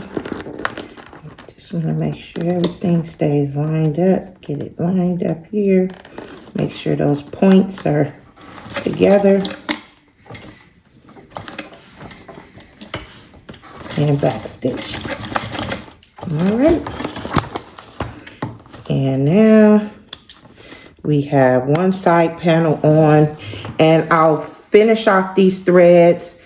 And what I'll do is I'm going to take a needle, I'm going to pull it up through here and tie them off so we cannot see those later. But just take a look around, make sure everything is good and it looks good, and I'm happy with that. So I'm going to go ahead and I'm going to do the same exact thing on the other side.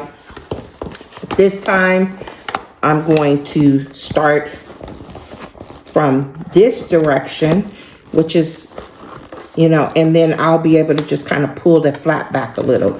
So I'll get that done and we'll be back to show you what's next.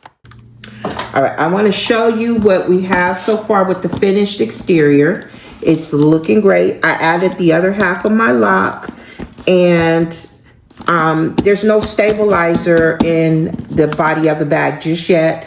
I'm going to do that a little bit later. I'm going to work on the exterior right now.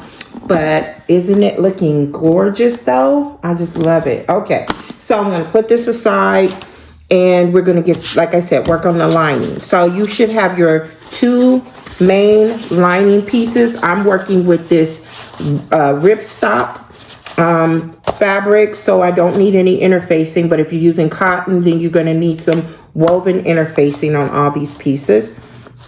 Okay, so you have your 2 main lining pieces, your 2 zipper pocket pieces. I've added some 1/8 inch double-sided tape to the top of each for attaching my zipper. You need your slip pocket piece. I'm going to do my slip pocket a little bit differently than she does in the pattern. So I've marked out a 1/2 inch on each side. I placed some double-sided tape. I also cut a 1/2 inch off the top of my slip pocket piece because of the way I'm going to be doing it. And you need your slip pocket trim, which I've marked the center and placed a piece of double-sided tape on each side of my trim. You need your top lining pieces, which I have here, and I've marked the centers. And on the back, I've marked my 1 inch line from the top of each one of these for my for folding down the raw edge for my drop-in lining. And you need your zipper tape. Okay, so I have a piece of zipper tape here. You need a zipper pull and your zipper overlay, which I've placed some double-sided tape on the back of as well. So we're going to start with our top lining pieces here. So I'm going to move these out of the way. Let me just move them over here. So I'm going to move these. Okay. So we're going to take one of our lining pieces here. Move that out of the way, and one of our top lining pieces, and we are going to match up the centers, and we're going to put them together, right sides together. Now this ripstop, sometimes it may be hard to tell what's the right side and what's the wrong side. The right side is a little bit shinier than the front side. The front side is more matte. So this is the right side, and then I have the right side of my lining. We're going to be matching up the longest edge. As if you can see, it's angled on the side, so you want the longer edge matched up with the top of your lining piece. And we're going to clip that in place, and we're going to sew this at a 1/4 inch. So let's get this clipped on. And we're almost getting done with this beautiful Jasmine bag. Just like my beautiful Jasmine daughter. Okay. And let's get this sewn here.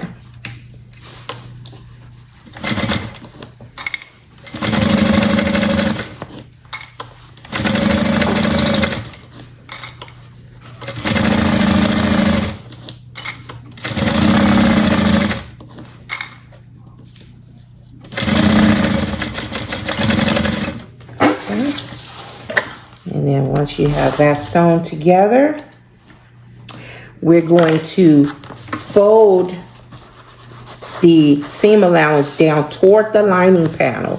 So you should be pressing it down toward the lining panel, and then we're going to give that a top stitch. Okay, so I'm going to just finger press this, get it smoothed down, and then we're going to top stitch. Okay.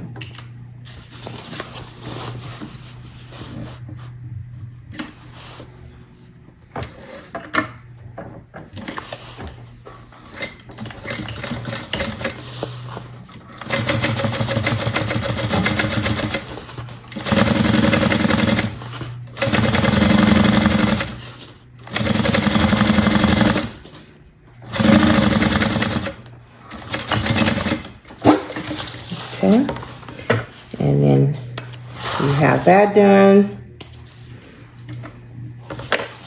and now it should be looking like this. Now what I'm going to do is I'm going to go ahead, do the other side of the lining, and then we're going to get our zipper pocket and our slip pockets installed, and getting close to being done. Have both of my top lining pieces on. And now I'm going to set one to the side. I have already placed my zipper overlay according to the pattern instructions. Okay. And I have my zipper pocket pieces and my zipper tape. So we're going to go ahead first, and we're going to top stitch around the outer perimeter of our zipper overlay. Okay, I think I should have changed my bobbin, but we're going to see how it goes. Okay, we're going to leave long tails, and we're going to pull those to the back. So just find you a place you want to start, and let's get to top stitching. Okay.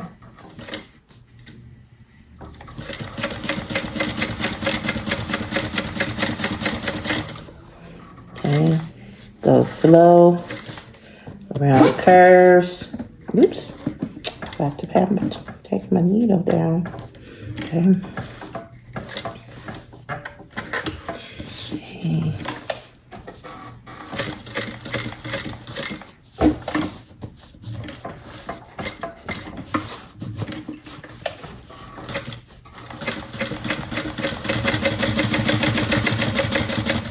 Before you get all the way around, go ahead and lift this up and pull this thread on the back, and you'll get a little loop.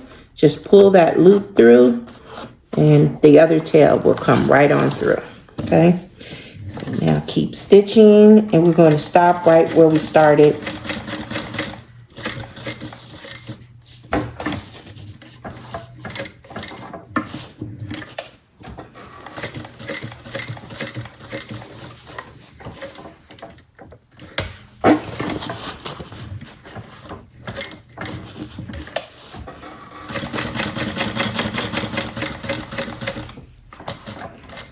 Okay, drop your needle right down where you started. Okay, and again, pull these, hold on to them so you don't lose them, and pull that one up and pull the other loop through. Okay, so now you should have 4 threads to the back, thread tails to the back, and you can tie them off by 2s, or I just take off 4, tie them, and snip them, and we'll give it a little singe with the lighter so they don't come loose. Okay, so now we have that top stitch. Take your scissors,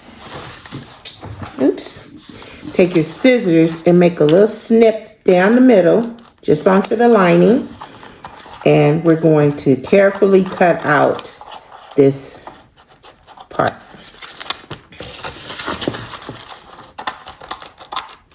I think I want my wrist. So flip that over. Get your scissors underneath there, making sure you do not cut your overlay. And you're going to just trim this out.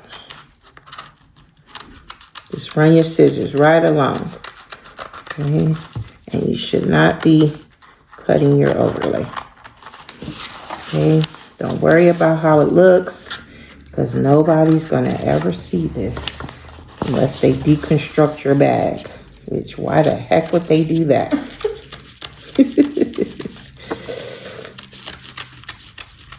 Unless one day, you know, somebody goes, I want to see how they make this bag. Okay. All right, so we got that all cut out. So now we should have that. Now we can go to our zipper pocket pieces. We're going to take our lining piece, 1/2 of our lining. We're going to have it right side up. Remove the backing to the double-sided tape. You don't have to use double-sided tape. You can clip it if you want to, but I find the tape helps. And we're going to just lay the zipper down right side up. Okay, just kind of center it. If you have a little extra zipper tape, I always cut it a little bit bigger and trim it later. Okay, just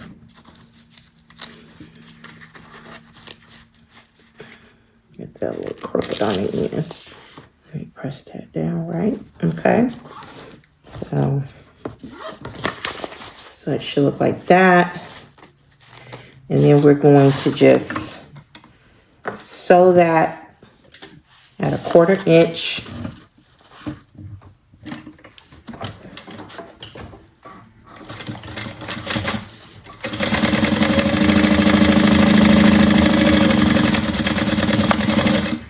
Okay.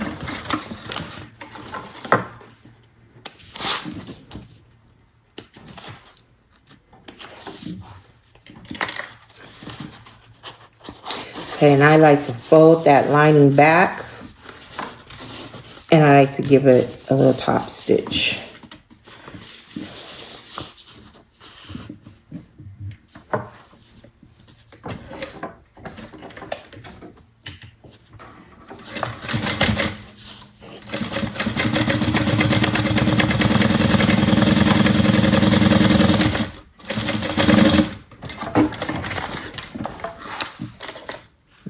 Okay.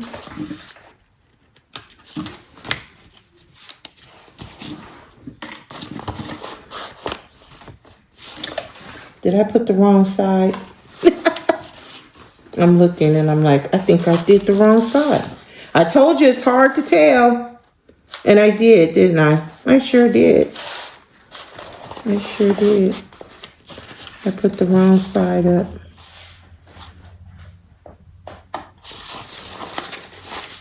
How did I manage to do that, Jazzy? Oh, wait. This is the right side, right? Is that what I did? Did I do the right side? Right. Yes, I did it right. I'm sorry. Never mind. I'm telling you, both sides are, they look so much alike that I thought I did the wrong side. So, never mind. Okay, so now we're going to line this up, making sure you're lining up the edges of your zipper pocket pieces as well. And we're putting the other end of the zipper on that end there. Okay. Just like that. And then we're going to sew this side. Straighten that up a little bit there. Okay. And I think, like I said, after this, I got to change that bobbin. Okay. If I make it through this.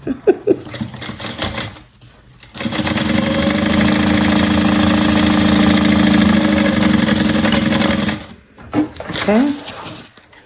And you're gonna just snip that. And again, we're going to bring this back like so. And we're going to top stitch. Let's hope and pray I got enough bobbin to top stitch. Playing a little chicken. A little bobbin chicken right now.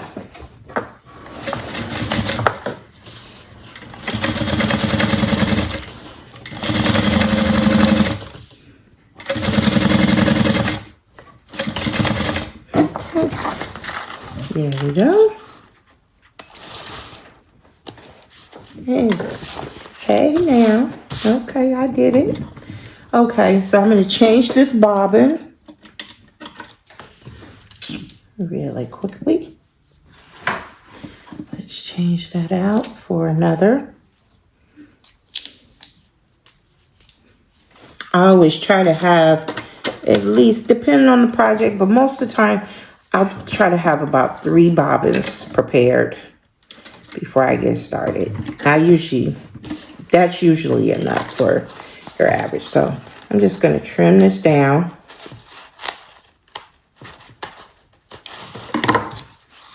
We're going to add our zipper pull. Well, first I'm going to add some double-sided tape right to the edge of the zipper tape.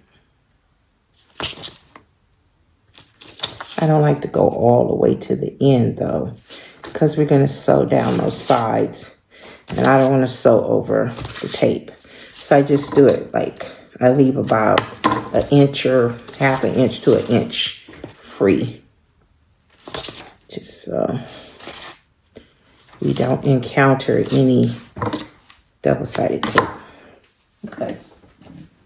Now we can add our zipper pull. So let's get that on.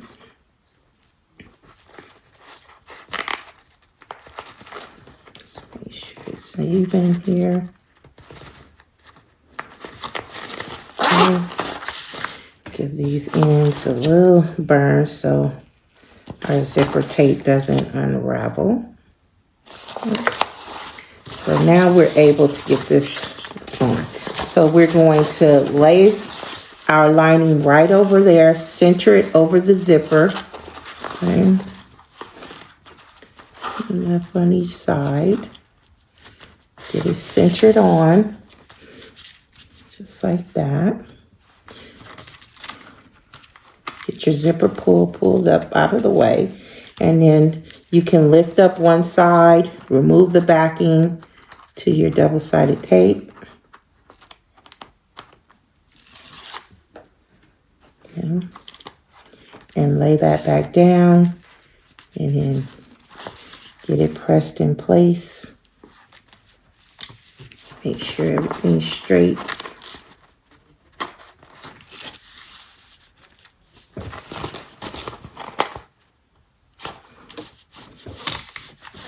Okay. And then once you're happy with how that looks, then lift this side up, pull the tape, and then get this side laid down as well.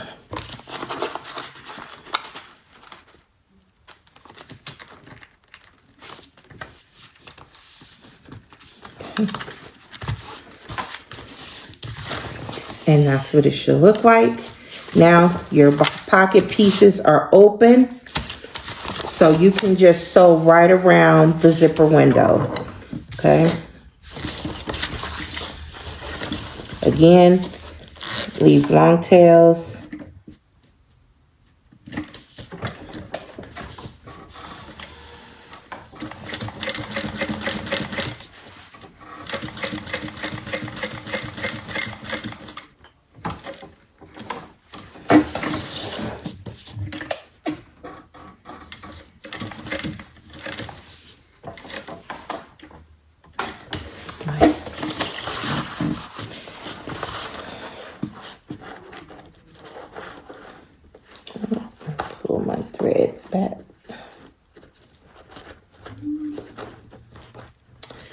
loop. There we go. Alrighty.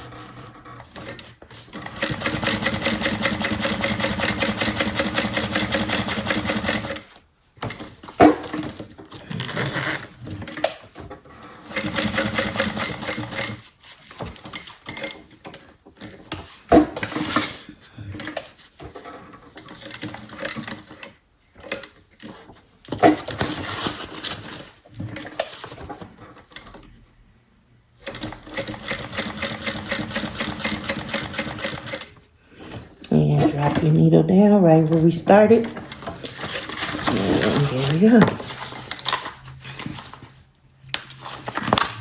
Let's pull this thread to the back. And we can tie these off.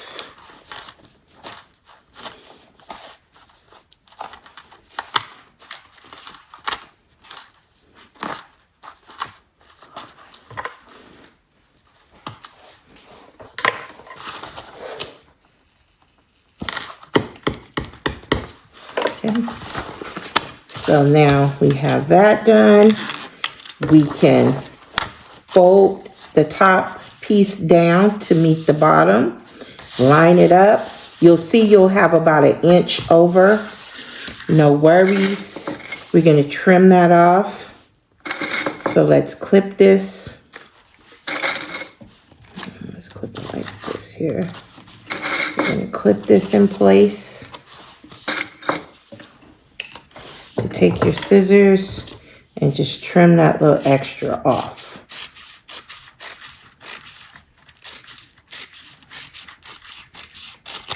Okay. And now we're going to close up our pocket. So pull this side back.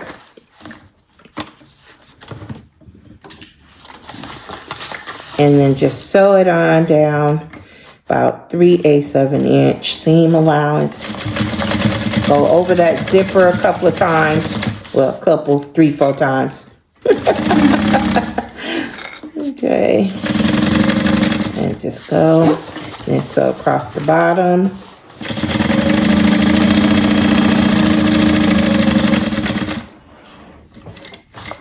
And up the other side.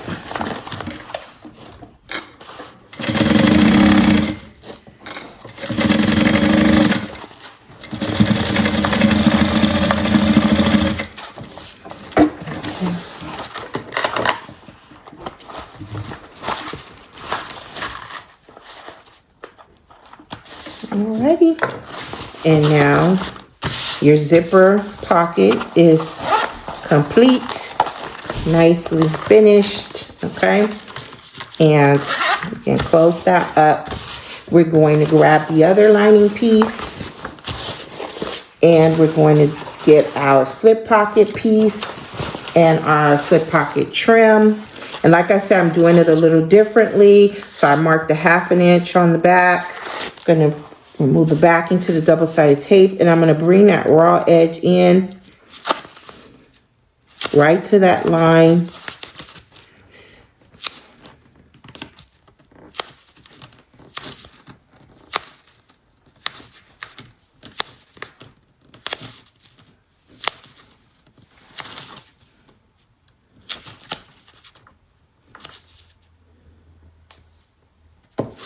Okay. And the same thing for this side.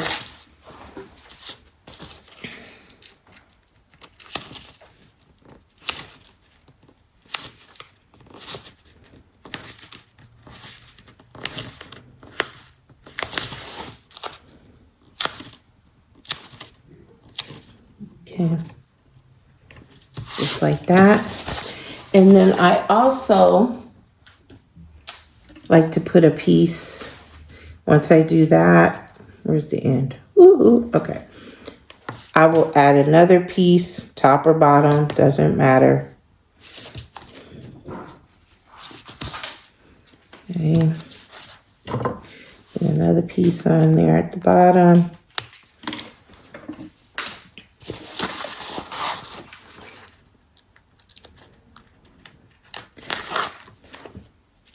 And we're going to bring these up to match, lining up the sides and the top. Make sure it's nice and neat, especially on the sides. You want them all nice and lined up because this is what your finished pocket is looking like. Okay. The same thing on this side. So I like to get the sides all matched up first.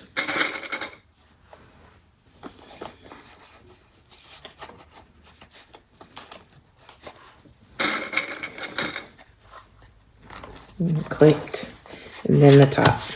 Okay, so it'll look just like that. So that's going to be our slip pocket. Then we have our trim. Remember, we marked the centers. We have our double-sided tape. We're going to remove the backing to the double-sided tape on one side, and we're going to line this up. Oh, my trim is too short. Why is my trim too short? Okay. Be back after I cut another trim piece. Cut it too short. All right, so I'm back with a longer piece. It's all prepped and ready. I don't know what happened there, but okay. So I'm going to just center this, and I'm going to bring it up just below the line, not directly on the line. Just leave a little bit of space, okay? And just get that pressed on. Got a little extra hanging on each side like I want because we're going to trim that off. So, and then we're going to fold this over. I like to fold the sides first and match them up because I can see. That's why I leave a little extra so I can make sure it's lining up at the bottom there. And then I take my ruler and I just kind of butt it up against each end. Make sure it's straight. And then I use the guide of my ruler to fold the rest over. So that way I'm getting a straight line. Okay. Just like that. Okay. All right. So then that way it's nice and straight. Okay, now we're going to top stitch right along the bottom edge.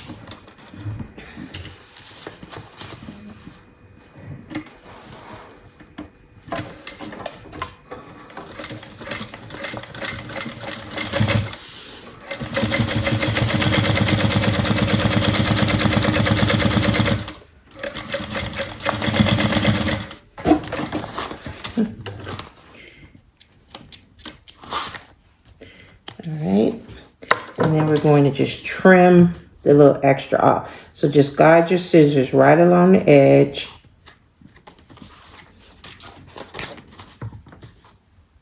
And just trim that off.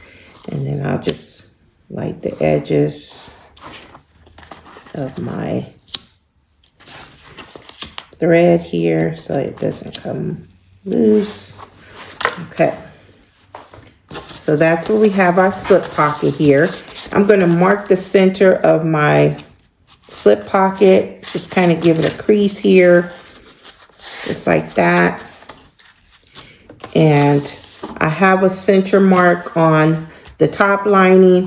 I'm going to lay my ruler using the measurements in the pattern where I'm going to place my slip pocket. And get that center line right up there, just like that. Is that right? That's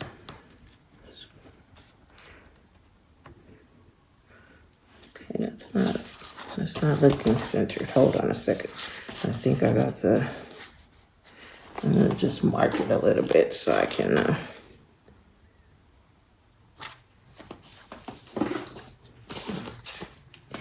It is lined up there.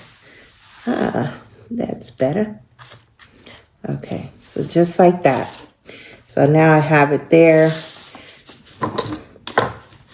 You can use some tape to hold it down, some masking tape or painter's tape or whatever, or you can just add some clips. Let me get the longer ones.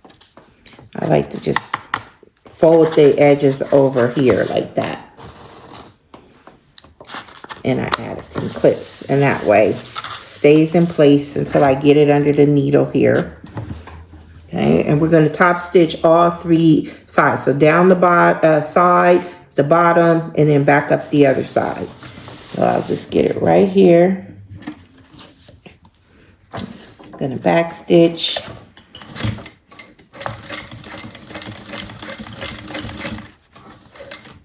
Okay, now I can carefully remove this, pull this back, and top stitch. Oops. Somebody wants to rev their engine. And then across the bottom.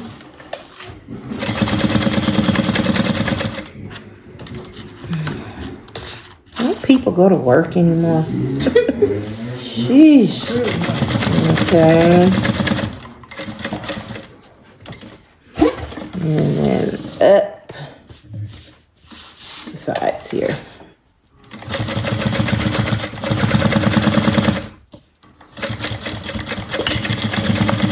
All right. So now we have a nice little slip pocket here. Simple slip pocket. You can even add like a little extra stitch here if you want to put a pin there or something, but I'm just going to just leave it just like this. I like wider slip pockets.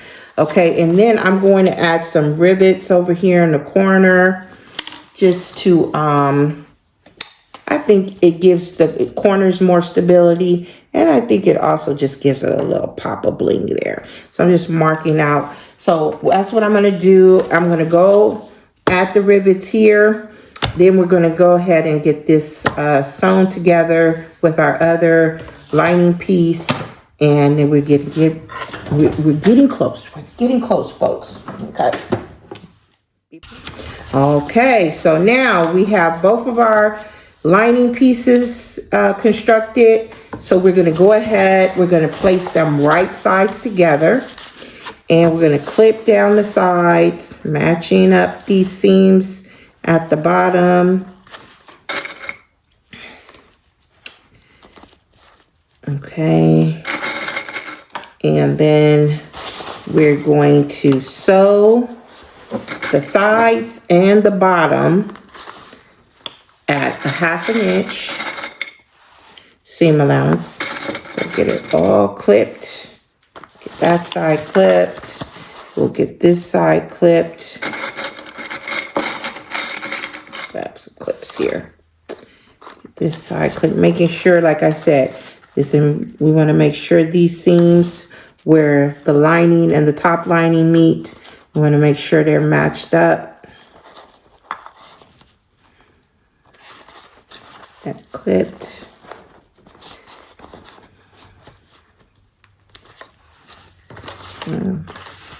This clipped in place, and then the bottom as well.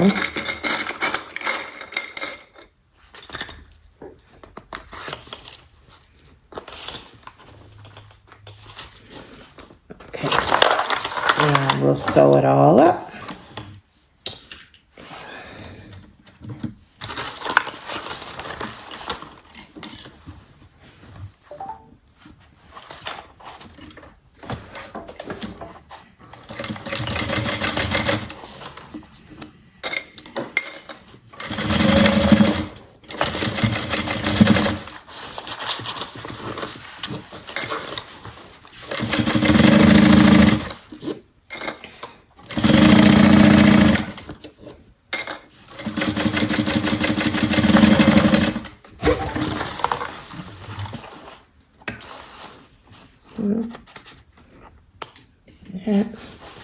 And we'll do the bottom.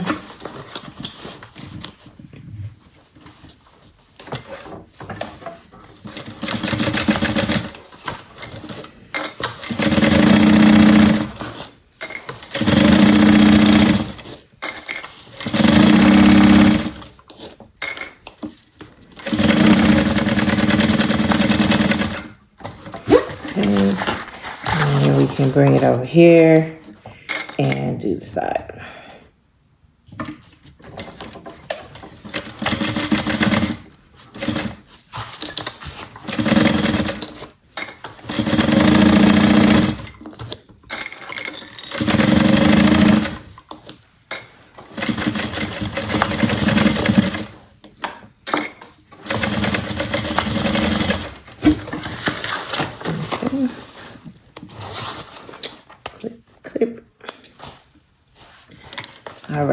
So we have that done. Now we're going to do our box corners here. So we're gonna take it just like this and then just kind of grab and open that up.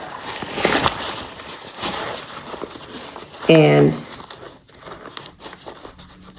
we can open up our seams here. So open up your seam on both sides, just like that. And we're gonna match up those centers. Okay, clip it. And then make sure these sides are matched. They might not look, see how I have this? It's the way it's cut. It's okay. We're still gonna just sew right straight across. It's just the way the pattern is.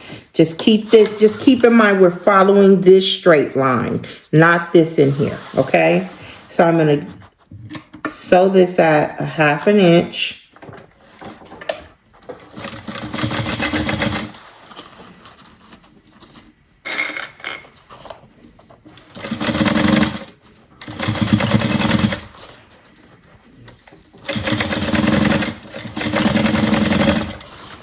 Okay, so it should look like this here. Okay, and then we can just trim this off.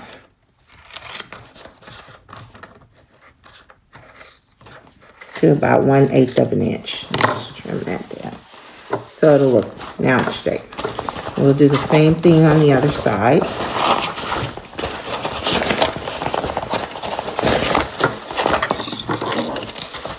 So open up your seam allowance. Get this one open.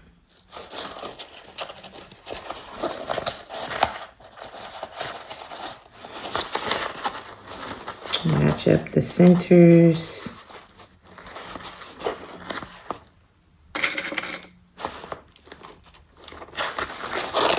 And then we'll sew it.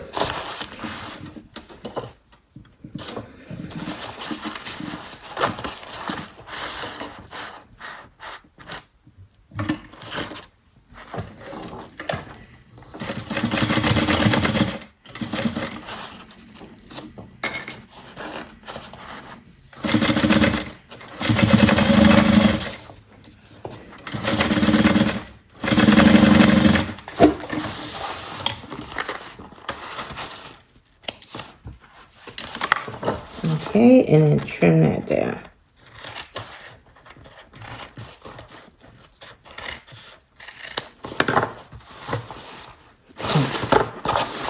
All right, and you can trim down the rest of your seams if you want. Just kind of get in there, trim them down so you don't have so much bulk in your seams. I think it makes your lining lay a little nicer. Okay, I'm not gonna go to the top lining. I'm not gonna trim that down. Okay, so just here. Then when I get to that top lining, I'll just kind of curve off like that. Okay, and then you do the bottom as well.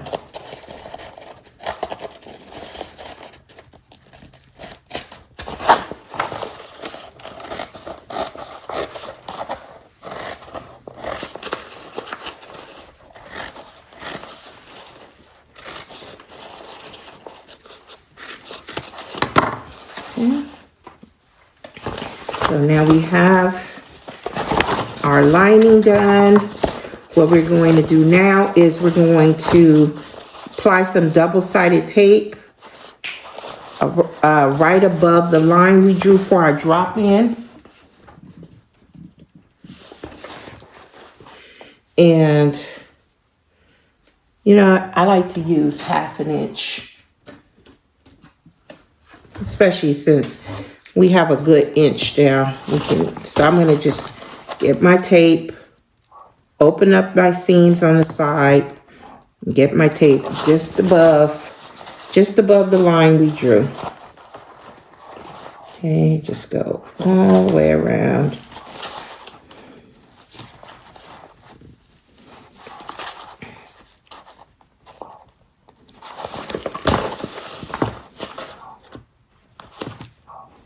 Okay, when I get to this side, I'm gonna open it up. Open up that seam.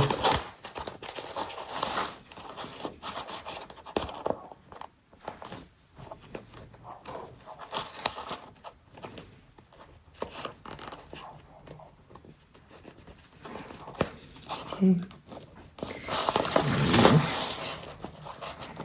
Finish going around till we get to the other side. Okay. Cut this off. Okay. So now we have our double-sided tape on. Now we can remove the backing and we can start to fold this raw edge over. So just remove a little at a time.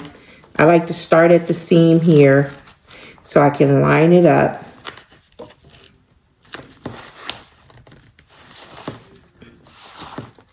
And then start to fold it over, okay?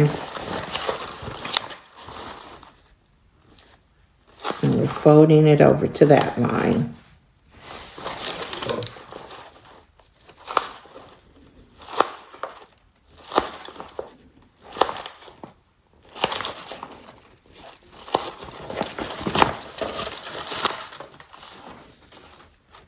And again, I go over here.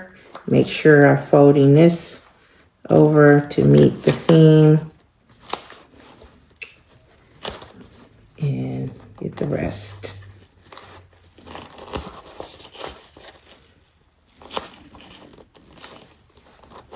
Okay. And then the rest over here.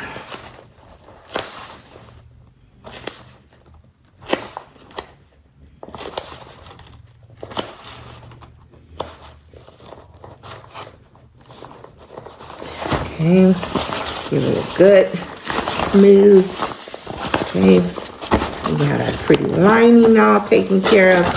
Now, we're gonna drop it in, just check it, make sure it fits nicely. So I'm gonna open up my exterior, and I'm just gonna get this dropped in. I'm just checking to make sure that it fits well.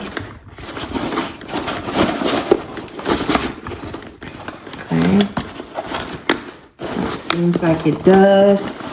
Just feeling the bottom. It feels like it sits well at the bottom. Okay, looks like it's going to fit all around nicely. Okay, I believe it will. And so there.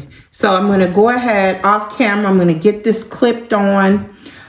Get this clipped in place. I do have some stabilizer, like I said, to put in this bag. So I'm going to get my stabilizer. I think there's a piece that goes in the bottom. So I'm using that heavy stabilizer. You don't have to. You don't have to use, I'm using Tandy Stabilizer. You don't have to. It makes it a little more difficult on a flatbed, but I think I have a workaround. I'll show you. Hopefully it'll work. I'm going to add my bottom stabilizer first. So I'm going to get that. I think I'm just going to tape it in. I'm not going to use any glue. I'm not going to do the front and back stabilizer yet, because what I'm going to do is once I get my lining in, I'm going to sew the sides first. And then I'm going to get my stabilizer put in, and then I'll do the front and back top stitching. So, like I said, first I'm going to go ahead and get my bottom stabilizer put in, and then I'll have the lining clipped in. When we come back, I'll show you the top stitching on the sides. Okay, so as you can see, I have my lining all clipped together with my exterior, so it looks good. What I'm going to do, like I said, is I'm going to just top stitch the sides only. Then, oh, by the way, I have my bottom stabilizer in. I just taped it in. So my bottom is nice and firm. That sounded funny. So now, like I said, I'm just gonna do the sides, and then I'm going to unclip, add my stabilizers to the front and back, and then top stitch that. I think that'll help because I need the bag to be a little more flexible to do the sides, and then to do the back and the front. Even with the stabilizer in, I'll have more room to lay it flat like this. So, but with the sides, if the stabilizer's in there, I can't really push the bag down enough. So, here we go. So I'm gonna start over here on the side. I am top stitching from the inside of the bag. So make sure that your bobbin is looking good. And am I on the side of the bag? Is that the side? Nope, not at quite. I was looking at the wrong part. I'm on the center. Okay, let me reclip this part. Okay, and get where I'm supposed to be. Okay, which is right over here. Okay, so now I'm gonna get these clips out of the way, and I'm gonna get my needle in place. Okay. And I'm gonna leave my tails long to tie off later. Okay, and now I'm gonna just get ready. So Jasmine, I don't think they can see, you know, what I'm doing from that angle because I'm over here hiding in the corner. My bag is blocking the view. So,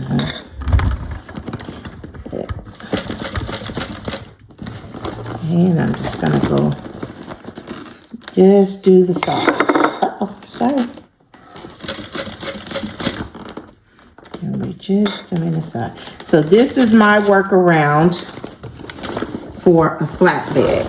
Okay, so you see how I'm able to push the bag down and get in there and get my top stitching done. Okay, and I'm getting almost to the end of my side panel. Okay, and now I can pull that, leave the long tail for later, and my side is sewn. Okay, so I have that side done. I'm going to turn it this way, and I'm going to do the other side. Okay. So I'm going to start over here, get my bag pushed down. Don't worry about it. It's not going to harm your bag. Okay.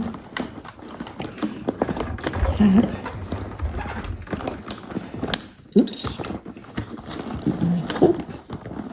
Get it up, get it in there. Get my needle down.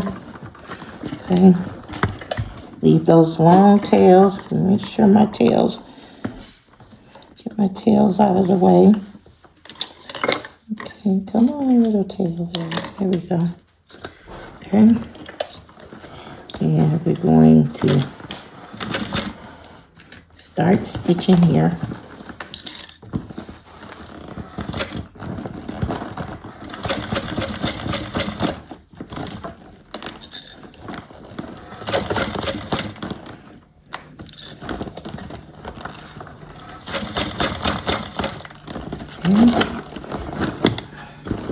And we'll push it down as much as we can. Get it pushed down out of the way.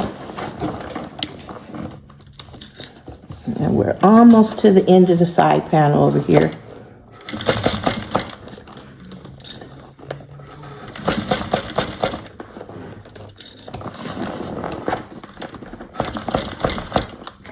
Okay. There we go.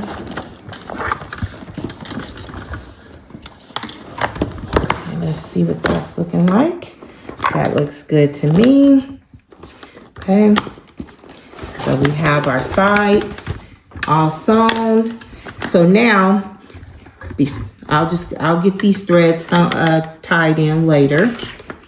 So I'm gonna unclip, like I said, I'm gonna grab my stabilizer for the front and the back, and I'm gonna get that put in, and then I'll be able to top stitch my front and back. So I'll be back, and I'll show you the stabilizer I'm using, and we'll get it, we should be able to just get it right in between where we still have it unstitched right there. So I'll be right back. Okay, so I tied off those threads. I took the clips off the back, and then here's my stabilizer. So this is what I'm using. This is the Tandy Stabilizer. So it's pretty sturdy, more sturdy than like a cardboard. And I'm just going to get that in place. I think I'm going to add some double-sided tape. I don't need a whole lot. I just want enough that it's going to stay in place. Okay, so I think I'm just going to put 3 strips. Okay, 3 strips like that. And I'll take off the bottom here. Try to get, so I'm just going to move my lining back.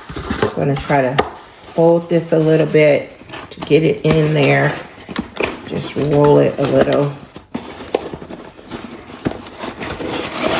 Take it down. And then once I get it, the bottom in place, then I'll take the paper off the other pieces of tape.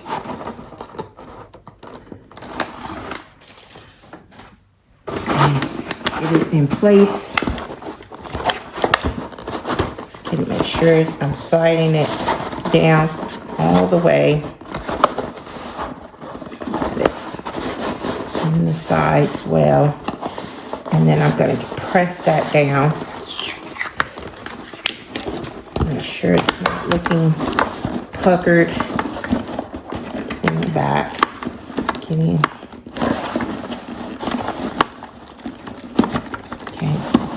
There we go. Smooth it out. Here. Okay. There we go. Now, I'm going to close this back up. Okay, hold on. I got a piece of thread hanging here. I'm going to push that back down. Okay, we're going to close this back up.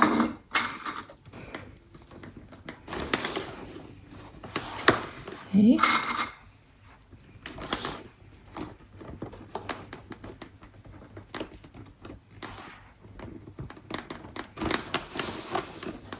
My stabilizer is out of the way of the seam of, my top stitching. So I don't have to, I'm not sewing through it. This will make it easier for me to do this top stitching in sections.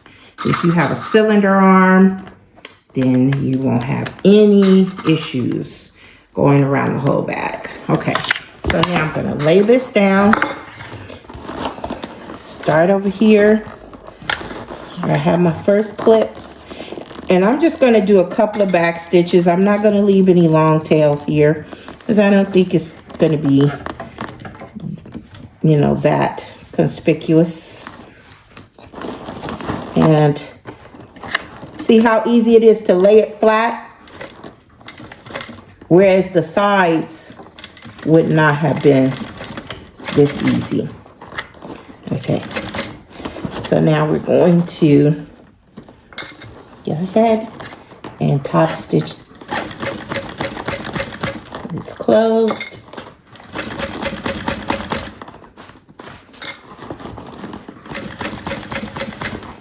So you can still have a really structured bag without the cylinder arm. You just kind of got to know how to work around. Okay, so we're coming around.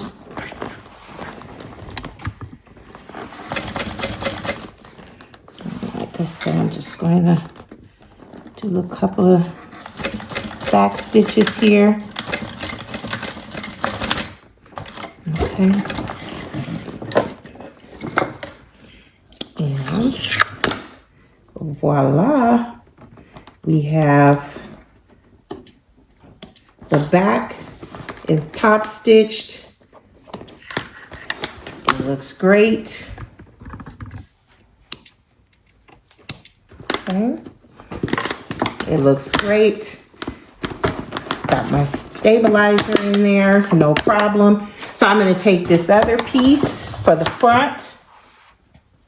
Where's my tape? And I'm going to do the exact same thing. So I'm just adding like 3 pieces of tape. You could do more if you want to do more. But I think 3 will be fine. Okay. I think I spaced out the other 3 better on the back.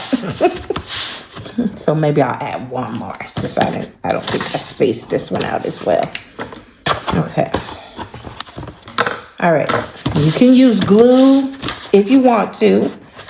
I don't feel like the glue is necessary right now. So I'm going to take my clips out. Don't worry about the clips. If my clips left a little mark there, I'm not worried about that. It will go away. Okay, so I'm going to remove the tape. The backing from the tape for the first 2 at the bottom. I'm going to fold this, roll it, and get it in there. And then let it open up. And then I'll feel where it needs to go in the bottom. And make sure it's sitting right at the top. Take the rest of the paper off.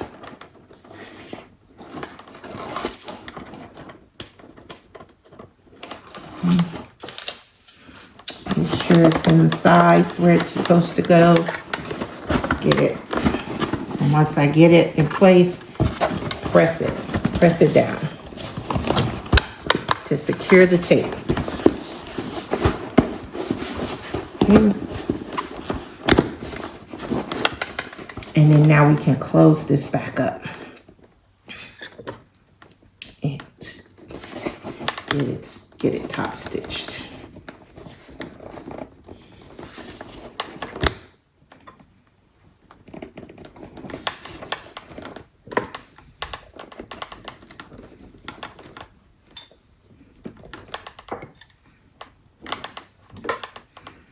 So I'm just adding some clips. Jazzy, are you paying attention to me, Jazzy? Mm-hmm. No, you're not. Jazzy's over here on her phone. She's not paying me no attention. Okay, so we got a little thread there. Okay. So now I can lay this side down. Okay. And get over here.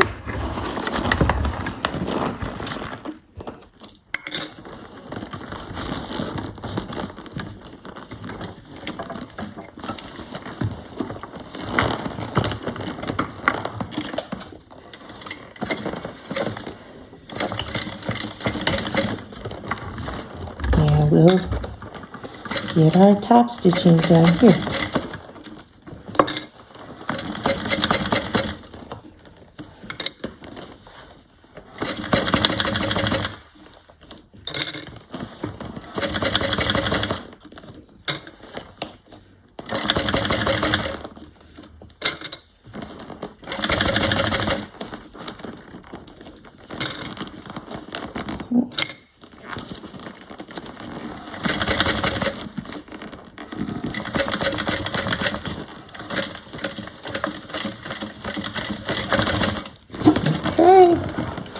And that was the final top stitching, all done. thread there. Let me pull that thread out.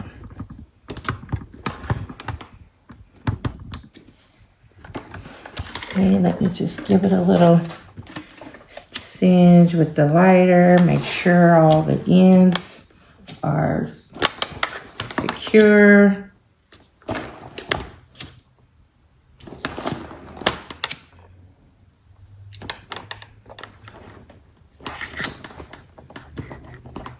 All right, look at that, look at that. So now we're gonna just push our side panels in. Make sure they're sitting on top of the stabilizer. Make sure that the stabilizer is pushed on the sides here. Sorry, should make sure that. I think I could have adjusted that over some. Okay. There we go. It's moving. There we go. All right. And make sure that this side, get this side tucked in. Just like that. The stabilizer pushed back. Okay. There you gotta work it, work it, work it. There we go. Then we can close it. Make sure that's in. Close it. And get your handle back shaped properly after all the work. And just over time, just because I just like to shape my stabilizer and get it all.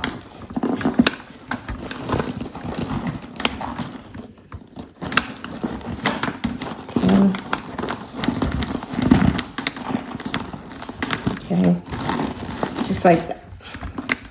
Let me just check this side one more time here. I think I could have moved that over some.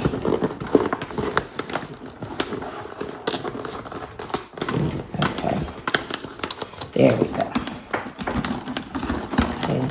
You gotta finagle with it a little bit and make sure it's exactly where you want everything. Okay.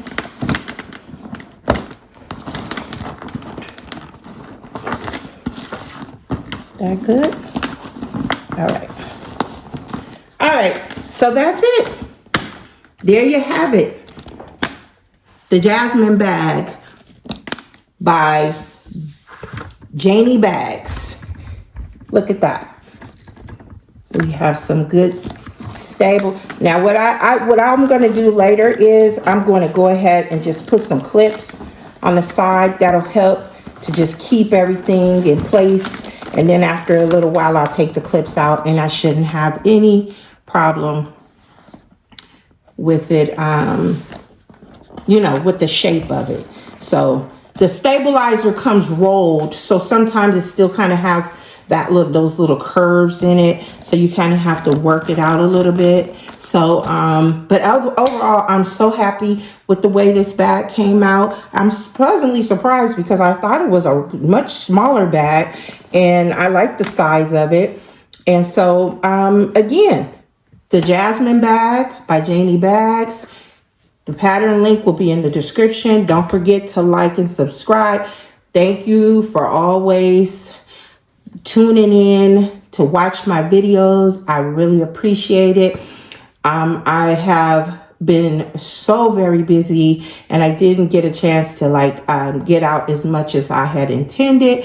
You know, again, I'm a mother of 7 and if you are a mother of 1, you know how much time they can take. So imagine 7. So sometimes I have all these ideas like, I'm going to get this done, I'm going to get that done. And then it's like, wait a minute, Mom. No, you're not. So anyway, I appreciate you guys for tuning in today. And if you are new to my channel, please subscribe. If you are true to my channel, keep watching for the next time. So have a good day, everybody.